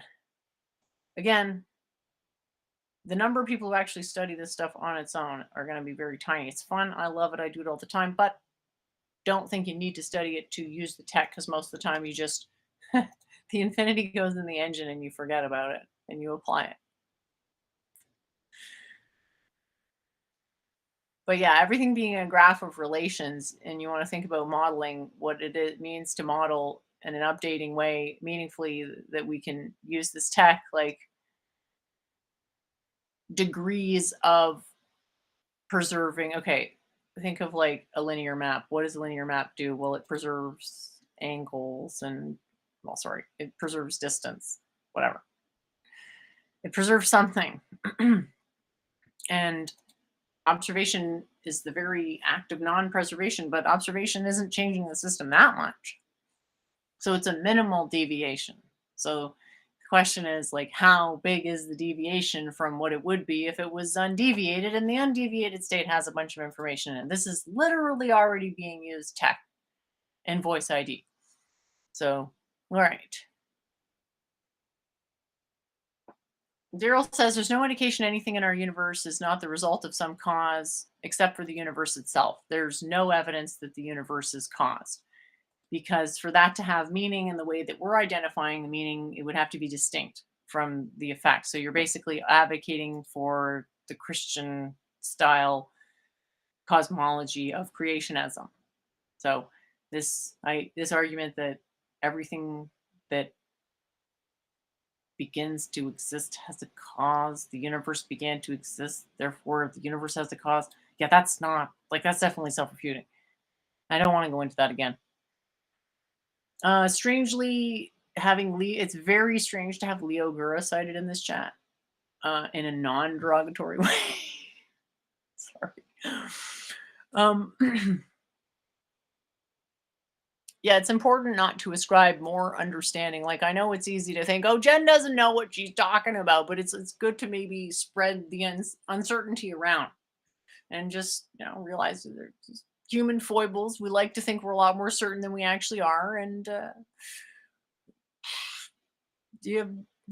delegating certainty to anything means there's an opening to, you're like, I'm just not that non-skeptical. Like, I want to, before I delegate and say, like, okay, I'm reasonably certain that this is how this particular infinity works, I'm good, I'm going to just leave the model under the hood. Like with Ayurvedic medicine, like, I don't need to know that that needs to be updated.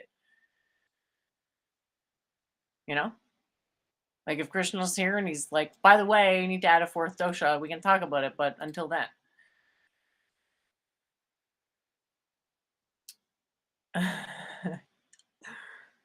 So it's not about whether we perceive causality, because this model does not consider our perception to be worth fuck all. It's about, can there be a cause that is uniquely a cause for all time? And the answer is no, because the universe functions as a cycle. So the thing that was a cause and eventually goes back to being the effect. You just think about it as a star is born, eventually it dies because everything, all the matter in it is exhausted, and then it goes back to non-luminous, and that just keeps on cycling.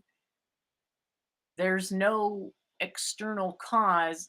It causes itself through a circular type, not quite circular, but cyclic. You think of it as a dominoes going in almost a circle.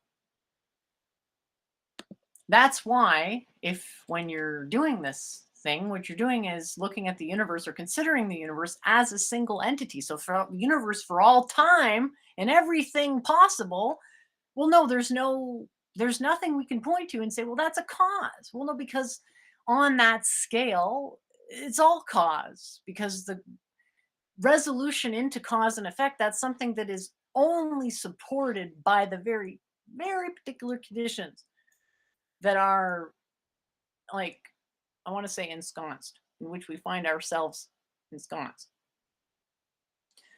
Daryl says science seeks to answer questions, philosophy seeks to um, question the answers. I would actually disagree. I know why you said that, but I would say philosophy is about stripping all presuppositions,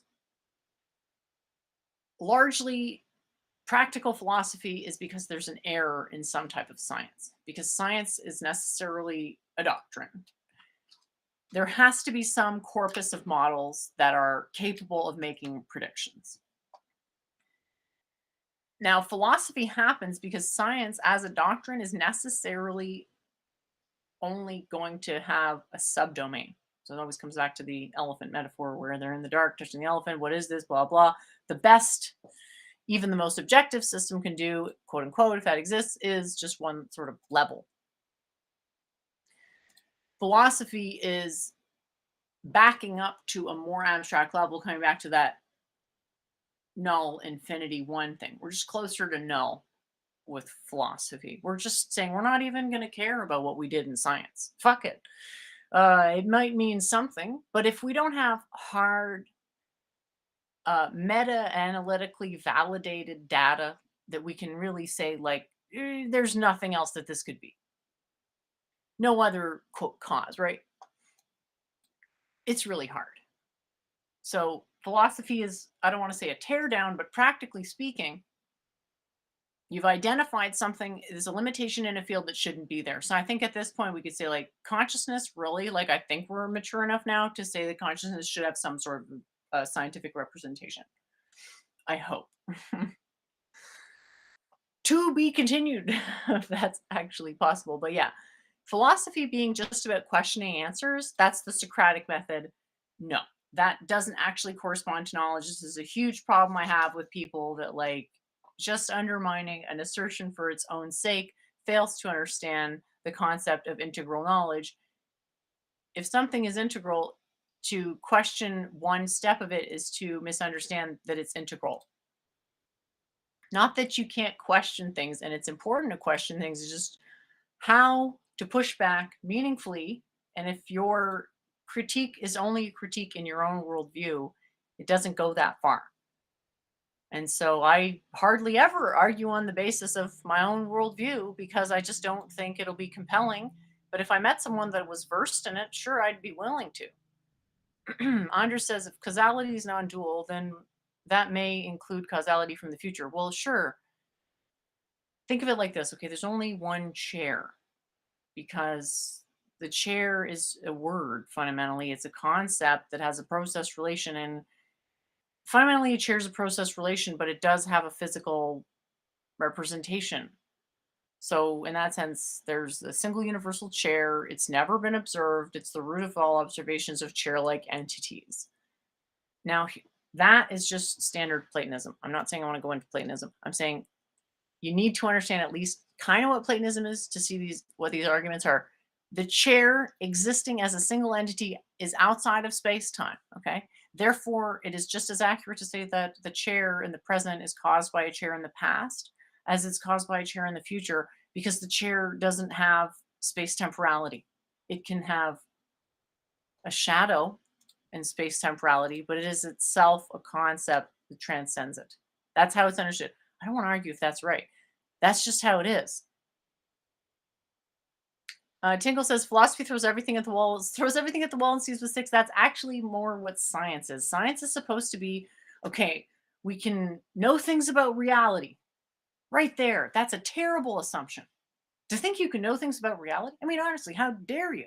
And to think you can know things with certainty while you're down to an ultra small, ultra small domain. It's really only good for starting out in the learning process.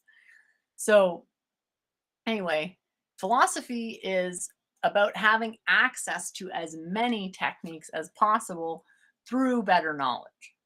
It's not about like the gun. What is it? The Homer's makeup gun that he makes for Marge. It's not. It's not that V wall. It's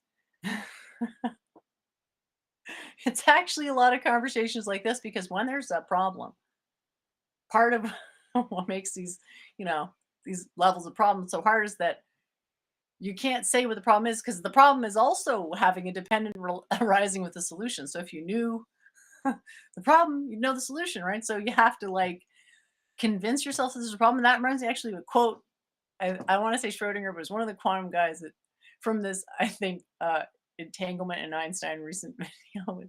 I'm so confused that I'm not even sure that there's a problem. And yeah, I can. I can relate. All right, Andres asked, "What is collapse?" I don't use collapse because I have my number one thing here for what I'm doing is pedagogically motivated, so I don't want to confuse anybody, and I'd like people to learn if possible. So I think collapse is too reminiscent of, I said before, heat death. There's no evidence of that could happen. It's sort of the opposite of this creation ex nihilo. Another thing, no evidence can happen. So instead of collapse, I'm saying reduction, and then I'm saying there's a maximum reduction. You got your waveform, and at most it can reduce 3 plus 1. It can't actually reduce to 3 plus 1 because that would be quantum state exclusion, but it can reduce all the way to 3 plus 1 observables. And observables are space temporal, but space temporal actually means a great deal more than what we experience, but we have an experience of it. And so we can use that as a branch point to things that we don't necessarily have a direct experience of. And I do think, Anders, that there will be a way to very easily put it in, like, once we understand how statistics connects to quantum, will be a lot easier to implement Wolfram stuff meaningfully. Daryl says past and future don't exist. I swear, the level of troll is just all right. It's just gotta read these sometimes and just check if they're trolling. Or I'm not quite at the Scantron level of knowing if a comment is a troll before reading it. Uh the universe is always and has been forever. Nothing caused the start because there was no start. Yeah, I agree with that. That doesn't get you to causality. That's actually an argument against cause and effect. So I would say, like, you always have to have a causal principle, but it doesn't always have to include effect. So then semantics, like, is that actually a causal principle anymore? It's really just a necessary limit point that the only reason to not acknowledge it is because it's unintuitive. And for us, that's just not enough of a reason. And actually incorporating this limit point, even though it's inconceivable, actually does help us conceive of other things. Because to know that there's an inconceivable limit point makes it easier to know when you are reaching it, as it has a feeling. Daryl says science is a methodology. I want to be really careful with these terms. I'm inclined to agree, but I guess I would say it's a method. Science is a method, and it's extremely vague. What does it mean to have a hypothesis? Like, isn't all is mind a hypothesis? Well, how do you test that hypothesis? Well, if you can't get outside it because you have a mind and don't know what the hell a mind means versus a self, well, forget novel testable predictions if the assertion's incoherent. I'm surprised that I'm not getting more pushback with causality, but I guess I've come to understand the arguments a bit better, so it's a bit easier. Is philosophy the love of lying on a sofa? Well, I mean, I'm not gonna say no to reclining on a chaise longue, being fed grapes one at a time, but I'm also not going to insist on it. Frankly, philosophy is I personally love it. It's one of my favorite things. I just did physics so that I could talk about philosophy. So I know, given how many people I've annoyed, that this is not a majority. Not a majority opinion. Okay. Just think of our universe as one out of all the possible universes from the timeless set of all possible universes. I will not do that. I will not define a concept that is a wild goose chase. Okay. I will accept one, one cosmological order. One, not even a set, just one cosmos. All right, so it's going to be great when and if we prove entanglement is an actual thing. So far, the jury is still out. Well, then that brings me to a great point. And I almost got into it, but couldn't, and really wanted to, which was, what does it mean to prove something? So, first of all, you really can hardly prove anything. And I don't think that this is a very popular opinion, but from where I'm standing, you have things that are essentially structurally true vis-a-vis axiomatic inference models. And you might call these, I don't want to say trivial proofs because then that implies math is trivial, but math is not set up to correspond to reality because of the Banach-Tarski paradox. So all that to say that just because math has certainty and we can prove things in math, they are essentially consequences of definitions. Now, that may sound, I don't know what that sounds like, honestly, but to me, some people get upset at that point, but you shouldn't because that's like how computers work. So it's fine. It's just maybe it sounds like an uncharitable description because it's just a bare bones, stripped to nothing mechanical decomposition, but that's what you want. You want the decomposition that's actually, it doesn't represent your own existential illusions. So a proof in math being a thing is awesome. But does it actually mean something when we go to point to reality? Well, only insofar as the math corresponds to reality. And even though it seems like reality could be based on math, what it really actually is that the universe is ordered. Now that is mathy. Say the universe is mathy, but you have to divide out the concept of equals. The universe doesn't have equals because it's in this perpetual flux state. So math proofs and proofs that could be said to be constructed out of axioms and their inferences. I don't know if everyone would agree that these are true basically by definition. And that's the power of this incredibly rigid system.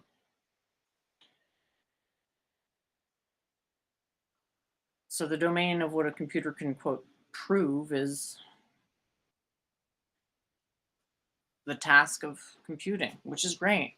It proves that task all the time.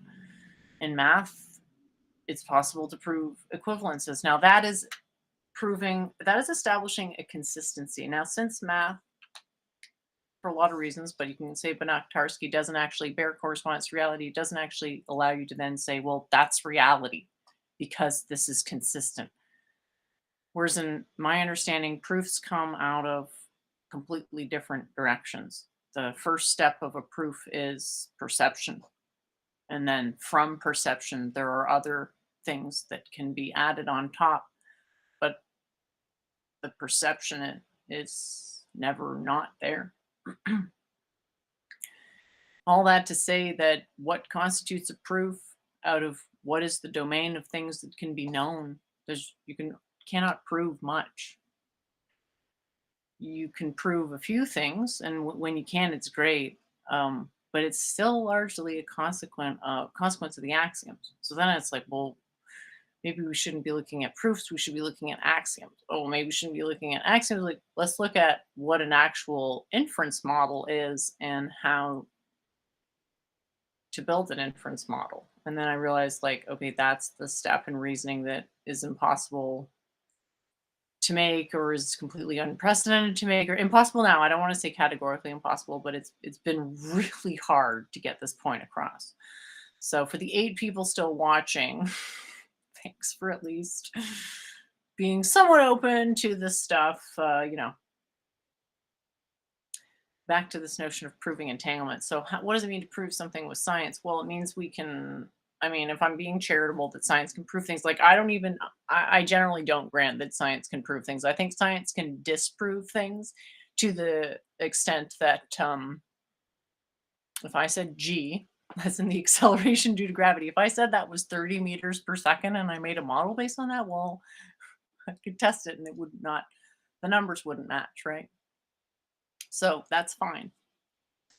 But then when you get into problems in framing, the dreaded M word metaphysics, which I picked that word only because I didn't want to have to invoke epistemology and ontology, words I can scarcely differentiate from each other and wouldn't want to put that pressure on other people. But really, all it boils down to is what presuppositions are you making on the level of math? Nothing to be afraid of, but it is a framing that exists prior to measurement, i.e., that it is possible to have a dependent and independent variable, and it's not. Just because it is impossible doesn't mean that there's a huge range of observables where it's approximately the case. But at the limit point, we want the thing to not fail at these limit points. So back to proving entanglement. Can we prove entanglement? Well, the way it's set up right now, I don't think we can prove entanglement because entanglement is a pre-measurmental effect. So what we can prove right now is a consequence of measurements. So if we grant for the sake of the argument that science can prove things, it's because of a lot of measurements. So we've done measurements in this experiment. Here, bunch of experiments, enough experiments to actually get meaningful meta-analysis going on. Then you can start to think about maybe having a law that is maybe proven. But even that, most scientists are going to tell you science is not set up to prove things. It's set up to disprove things and accept hypotheses provisionally, i.e., we're going to take this almost like expecting to better deal it later on. So if you want to prove entanglement, you'd have to sort of like, why do you want to prove entanglement is more my question. Science has never proven anything and it's worked so far. So why do we now need to prove something that science has never done? So I wouldn't mind looking at what a proof is as a structure bereft of actual content, and then try to work towards an understanding of what could reasonably be proven and how would you set that up? Because to me, it's super interesting, which I guess means no one else is going to like it. So can't wait. But at this point, I don't think it's realistic to think that anything can really be proven outside of a priori axioms that can't be established, or like with science, disproven. And that's so far been enough because Boolean computers have been brute forced into doing most of what we can think to throw at them. Nothing comes to mind as a way to prove entanglement unless you are going to take you have a specific set of data you had to make and you wanted to find the best way to parse that data non-destructively. Non-trivial self-reference is like, I was really having a tough week and I was like, okay, what is not clicking here? What is it that I'm thinking about that other people are just not, it's not happening? And it's non-trivial self-reference. And I was trying to think of how to explain this. What do we have in terms of examples for self-reference? We have Mandelbrot set, golden ratio. It's the one where it's like the sum of the ones before it. I feel really bad that I've already forgotten this. But sure someone in the chat can remember it.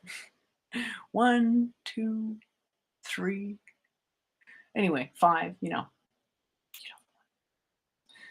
we don't have a lot in terms of self-reference. And I guess, if you're not used to contemplating all the myriad levels of universal self-reference, this wouldn't be accessible. And so I had, no reason to think that it would be. But I also have no reason to know what the misconception is. So I almost have to make the error or say some stuff I know is going to get misunderstood to see how people respond to it, so that I can then see where they're at in terms of their understanding and correct what I said so that that they can then understand it. So yay that at least the lines of dialogue are still open. But let me just switch over to this thing I mentioned before about eye gazing. Now, I don't know how to interpret this honestly other than interference of consciousness, aka waveform, photon waveform. So All right, so what was I? Oh, here we go. Got the, this is an example of non-trivial self-reference. So we have 1 in the middle. So you'd be thinking about this thing as not existing, and then existing into itself, and then existing as one thing. So remember, null, infinity, 1. And this apply, like that decomposition applies to this. So it goes from nothing to everything. Everything is included in that oneness, and it absolutely arises as a single entity. It's hydrogen, helium, and so forth. Those things, as things, are all eternal. They don't all have the same probability of manifestation everywhere, but they're fixtures because they're part of the non-trivial self-reference, the natural numerology. So if we start with the QMPT, so what I just said there is technically true, but we also understand that it's unintelligible. Basically, it's the non-dual thing. So the more general you get, the harder it is to understand, because what we understand is contrast.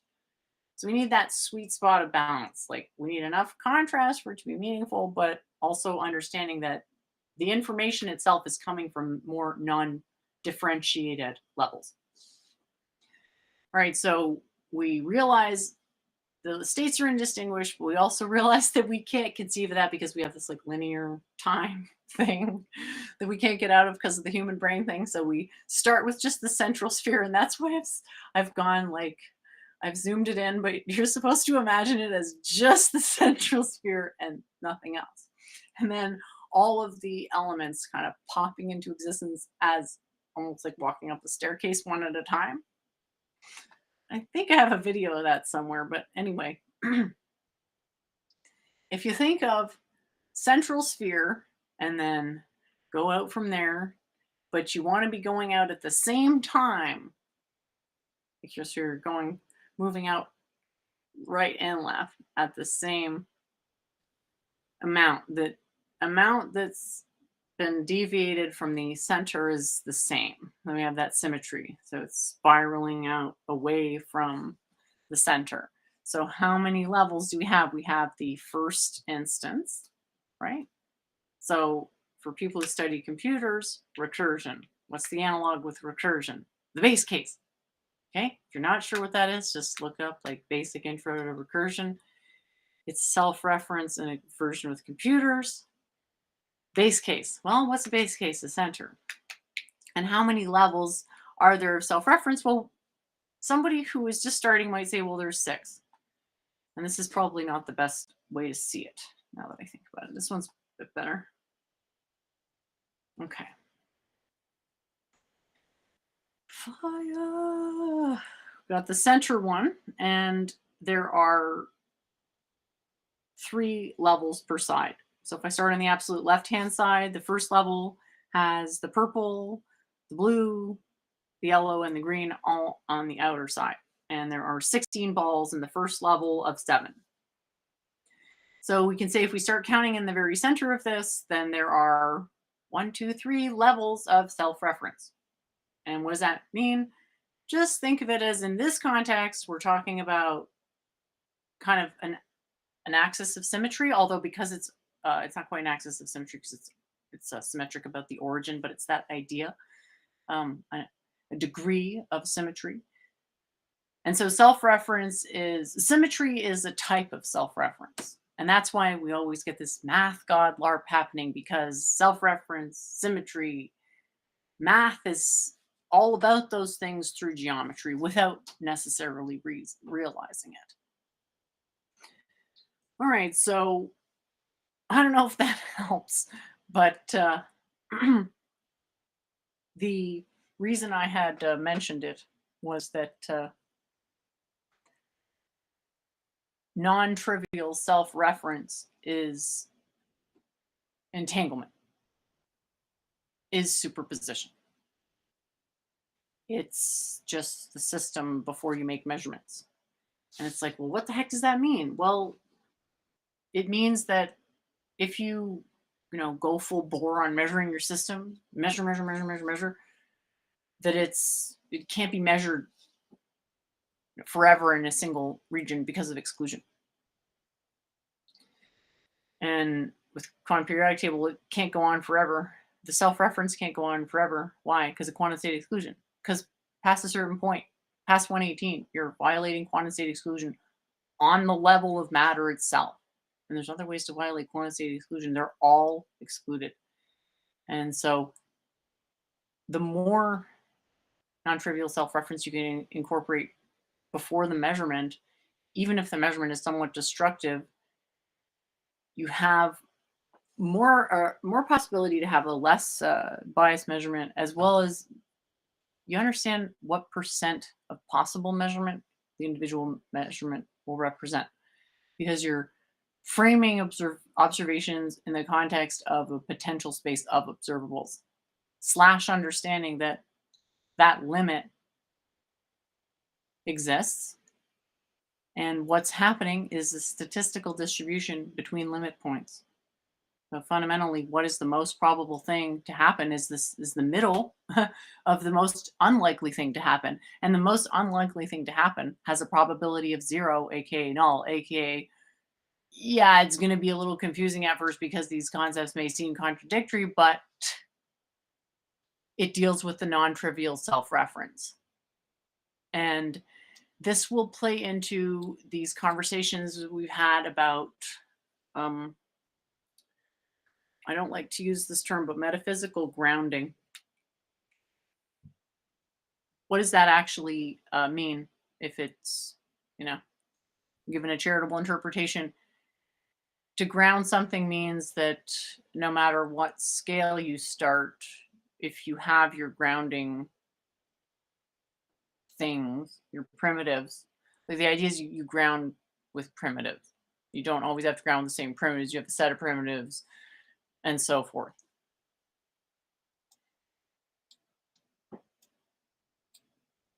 Primitives are important. Hard to know exactly how they play in, again, with this dependent arising thing, because there's no context. But I'm hoping through an example that I can demonstrate why this is going to be helpful. So this non-trivial self-relation being not just a principle that governs the periodic table, but everything. Are we really going to have the weather science proves things? I mean, are we going to be having this conversation in 30 years is what I want to know. It's like you can always sort of have two definitions. You could say something has been proven if everyone agrees that it's true. But then you could also say it's pretty freaking flimsy. Right? It's pretty flimsy as a proof. Because that can change, right? Like now, quote, everybody believes in empiricism and materialism, but has it been proven? Well, I would say a proof is there's one acceptable definition of a proof that exists right now that just really only applies to a tiny amount of things, which is the a priori axiomatic inference model, essentially things being true by definition. That framework has led to the Boolean paradigm, to computers, to brute forcing, to all this stuff. Again, not a judgment, good or bad. We're not actually at the point of good or bad, because good or bad is always relative to something. We're not at that point. We're just trying to get a good description of what's going on. So science actually doesn't prove things on a provisional basis. Now, I know that it would be nice if it did, and that's what philosophy wants to believe.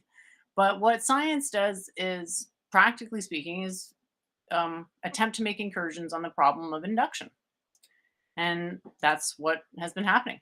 But it hasn't just been those random incursions. Like, if you want to look at someone who did that as Leibniz, and he came up with calculus, right? So he said, you basically, think of us as like shot putters trying to hurl the the ball of knowledge just a little bit further through a slightly better guess. So that would not, at no point does that constitute a proof. An unfalsified hypothesis is a failure to disprove. A failure to disprove is not a proof. Now, this is extremely important because we're not talking about a classical logic system. We're talking about something that is actually fault tolerant, resistant in every conceivable way. So, if we're talking about prove, meaning everyone agrees, oh, fine. That's fine. If we're talking prove as in follows definitionally from a reasonable axiomatic inference model, science can't do that. And scientists would agree with that, and they would say that that's a strength. So it establishes a lack of a disproof and that's your justification of your scientific theories being provisional. Because if it was actually proven, it wouldn't be provisional anymore, it would be established. Potential of falsifiability, again, numerical systems are not falsifiable, and therefore a model can make predictions, not have any correspondence to reality. And from that point, if you're locked into a way of thinking in numbers, parallel line, that's wrong, how do you get past that using science? And my point is that you don't. You need philosophy, and frankly, you probably agree with me on that. And again, it's not considered proved. Nobody considers these scientific theories proved. Even gravity, what they might speak of in science is the law.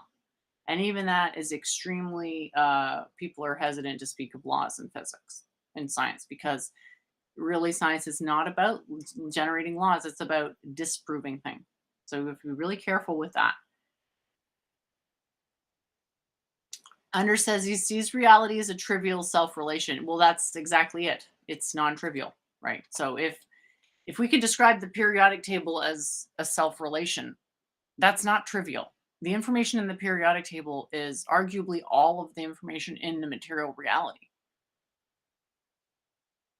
So Tinkle asks, what happens when you combine science and philosophy? Well, again, like we'd need to define science. Like if we're going to take a materialist view on science, it's hard to do because you would need to start with a corpus of philosophy and then attempt to apply science to it, which doesn't really work because philosophy generates science. So you're in one of these contrary to purpose, like, how do you know what you think, what you know, and you just got to be careful. But yeah, if you don't have, like, in a way, philosophy is more strict than science. If you don't have rigid protocols in philosophy, i.e., hierarchical adherence to principle, you won't have basically a coherent metaphysical quote grounding. It's not just about the grounding; it's about the emergence. So first you ground in your metaphysical primitives, and then everything emerges from that. And there's always the asterisk that yes, it's just a model because we all understand that at the end, all is cause can't really be falsified on the universal level. Nobody cares, right? It's the whole remember the scene from Jurassic Park? The big guy from Seinfeld's like, nobody cares. Nobody cares. So yeah, I mean this cliche, I don't like contributing to the pile of cliches because it can become quite cringe. Einstein quotes. Historically, Anders says that science is a branch of philosophy, and this is one of these one-liners that gets said so much it's almost hard, but I guess it does sort of warrant mention. What is the point of that? Is that science is more narrow than philosophy. Philosophy allows you more freedom. Now, that's not always a good thing, but the point is to use the freedom philosophy affords to correct whatever errors are present in science that we needed to make because we wouldn't be able to figure out what the next step is without how far we've come with things like Boolean algebra, computers, Fourier transforms, general signal processing, all that stuff.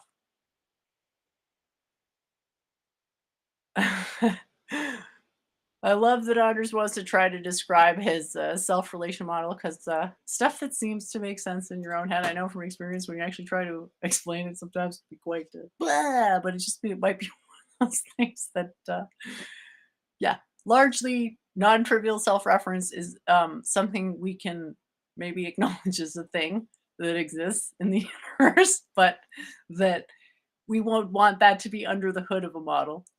A very beautiful Cadillac model, but nevertheless under the hood so that it's not like, woo. I also don't like being faced with concepts that remind me of how tiny my conceptual capacities are, but I like even less being wrong about stuff, so it's like a balance between that. Okay. The single self relation has yet another relation going from itself to itself. Okay, so that is actually redundant. So that's what a self relation is from a thing to itself. So if we want to have a super easy, again, just a model, imagine a circle and then you have a vector that starts in the center of the circle and it goes out towards the boundary. Now, imagine that turns around and goes back towards the center. That motion is kind of what self is. Kind of.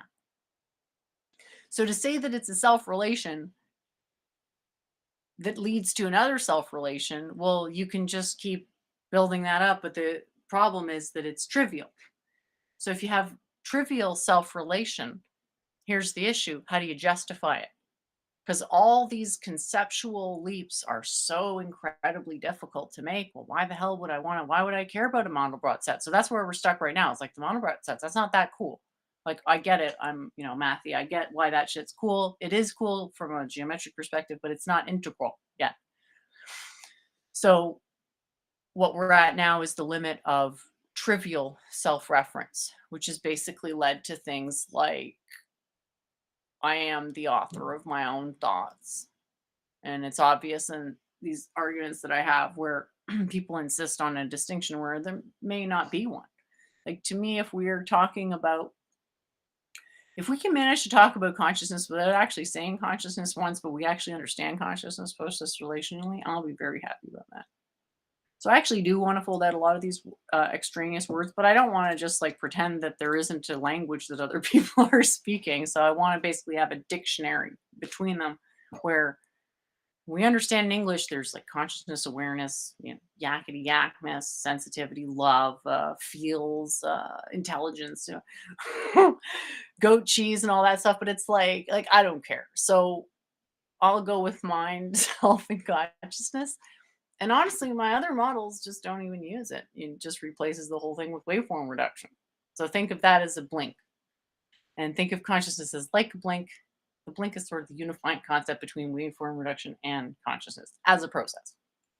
So this is the maddening thing that eventually leads people back to divine integral knowledge, is that we can sense that there's a meaningful pattern in nature that's more complicated than just a Mandelbrot set, and that's more transcendent than just it's got symmetry. It's a bounded pan-dimensional trans-temporal macro symmetrical limit, just this 3+1 thing. And that's where the disconnect is. So we have to basically negotiate between utter meaninglessness, where you have, only have one relation. Okay, well, what is it? Well, I can't talk about it. I'm not making fun of anybody here. I'm just saying, like, there's two ends of it, right? We have an explosion of assertions that water down what it means for something to be true. So we want that sweet spot between trivial self-reference where you're kind of stuck in that, like, oh man, there's a pattern in the puddles, man, and look at the trees, to like the other end where it's basically cogito and I'm God and I'm the author of my own thoughts and I can just arbitrarily invoke a boundary anywhere I want, but then there's no correspondence whatsoever to anything remotely close to what other people would consider relatable, which is its own set of problems. Yeah, I know you're going to defer to Benman on that because you don't understand any of this stuff. You don't want to think about it, so you want to defer to someone and you really want to trust that it's the right interpretation. And I understand that. And I figured that out last time we were talking. All right, so Anders said, I meant that the foundation of reality is a trivial self-relation. Again, it seems trivial, but look, is the periodic table trivial? It's like, okay, before I get too triggered here, what do we mean by trivial? Because when I think trivial, it means the trivial case in an induction proof where it's like the first step. But usually when people say trivial, they mean that something is meaningless. And so then it explodes into an expanding complete graph of relation, and that's an enormous web. And so, in that sense, non trivial. Yeah, that's pretty much it, actually. So it goes from a trivial self relation, which is this all is one thing, to everything happening at once. So it goes from nothing to infinity. And we basically have to then, from having nothing distinguished in infinity blasting in our face, a la a theory of time, perpetually, we need to strategically then invoke an ordering principle. And you can think of an ordering principle as a model, but really it's better to think of it as a pre-model, because a model has some type of a geometric intuition. An ordering principle doesn't, because an ordering principle is what gives you geometric intuition. So if something gives you a geometric intuition, it can't be geometrically intuited. Tinkle says, never mind. No, not redundant. The relations caused by the initial self-relation is what gives rise to the expansion of the graph. Yeah, that's what I'm saying. Non-trivial self-relation. That's what I'm saying is look at the periodic table here. Okay. If we start from the middle, you have 1, and then you have 4 spheres on either side, then you have 9 spheres on either side, then 16. Okay. There's your non-trivial self-relation. Then the 16 is relative to the 9 because 16 is 4 squared, 9 is 3 squared.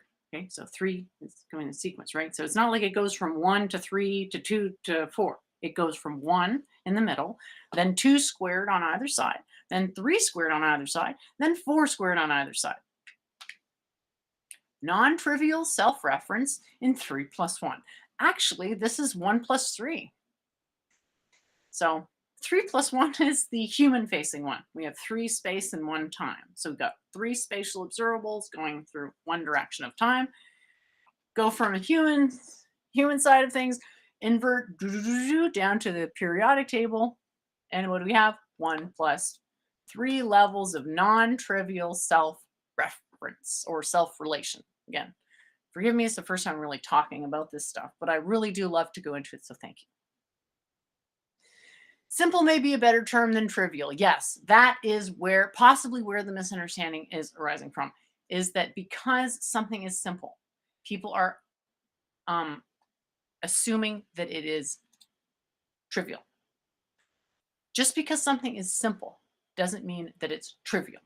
Now, the level on which this arouses cognitive dissonance is sort of why philosophy is something where you have to be sort of past that, because it's like, if you think you're smart and you want to believe that you're smart, and then the truth ends up being way simpler than what you thought, and it turns out you overlooked the truth from the beginning, and you want to cling to this previous thing that you believe, even though the truth is obvious, because it's simple, and believing this new, true, obvious thing would cause cognitive dissonance with your belief that you're smart. I would just challenge people to say, like, do you care more about believing that you're smart?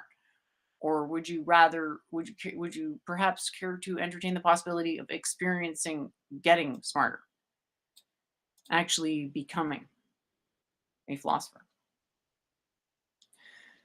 So again, you're saying the use of trivial is incorrect. Relative to what? I made a diagram about this recently because there's some terms that mean almost the exact same thing. And if you take a term like arbitrary, this is a great example. Arbitrary has changed meaning since Latin times, a lot. And it's changed meaning in accordance with the cogito, how things are understood. It started with a judge, basically meant a judge, and now it basically means if people say such and such is arbitrary, what I understand to mean is that they're basically saying it's whatever the hell you want. It's anything goes. Oh, it's just an arbitrary. Whereas what it used to mean is like the official judgment given by a judge. Now it means, well, you're the judge and you do whatever the hell you want. You know, that's sort of funny that the cogito creates this like illusion that you can be the author of your own thoughts. So I was trying to find this diagram, and I'm probably not going to find it. Oh yeah, it was my comparison of different words there. I went through this awesome website too. That's still on it. Anyway, I'm not going to find this, but let's see if I gave it a good name. Got so many files, and by now it's just basically like if I do a word search for quantum on my computer, just forget about it. I'm never finding what I'm looking for. I shouldn't have done that. Okay, so there we go.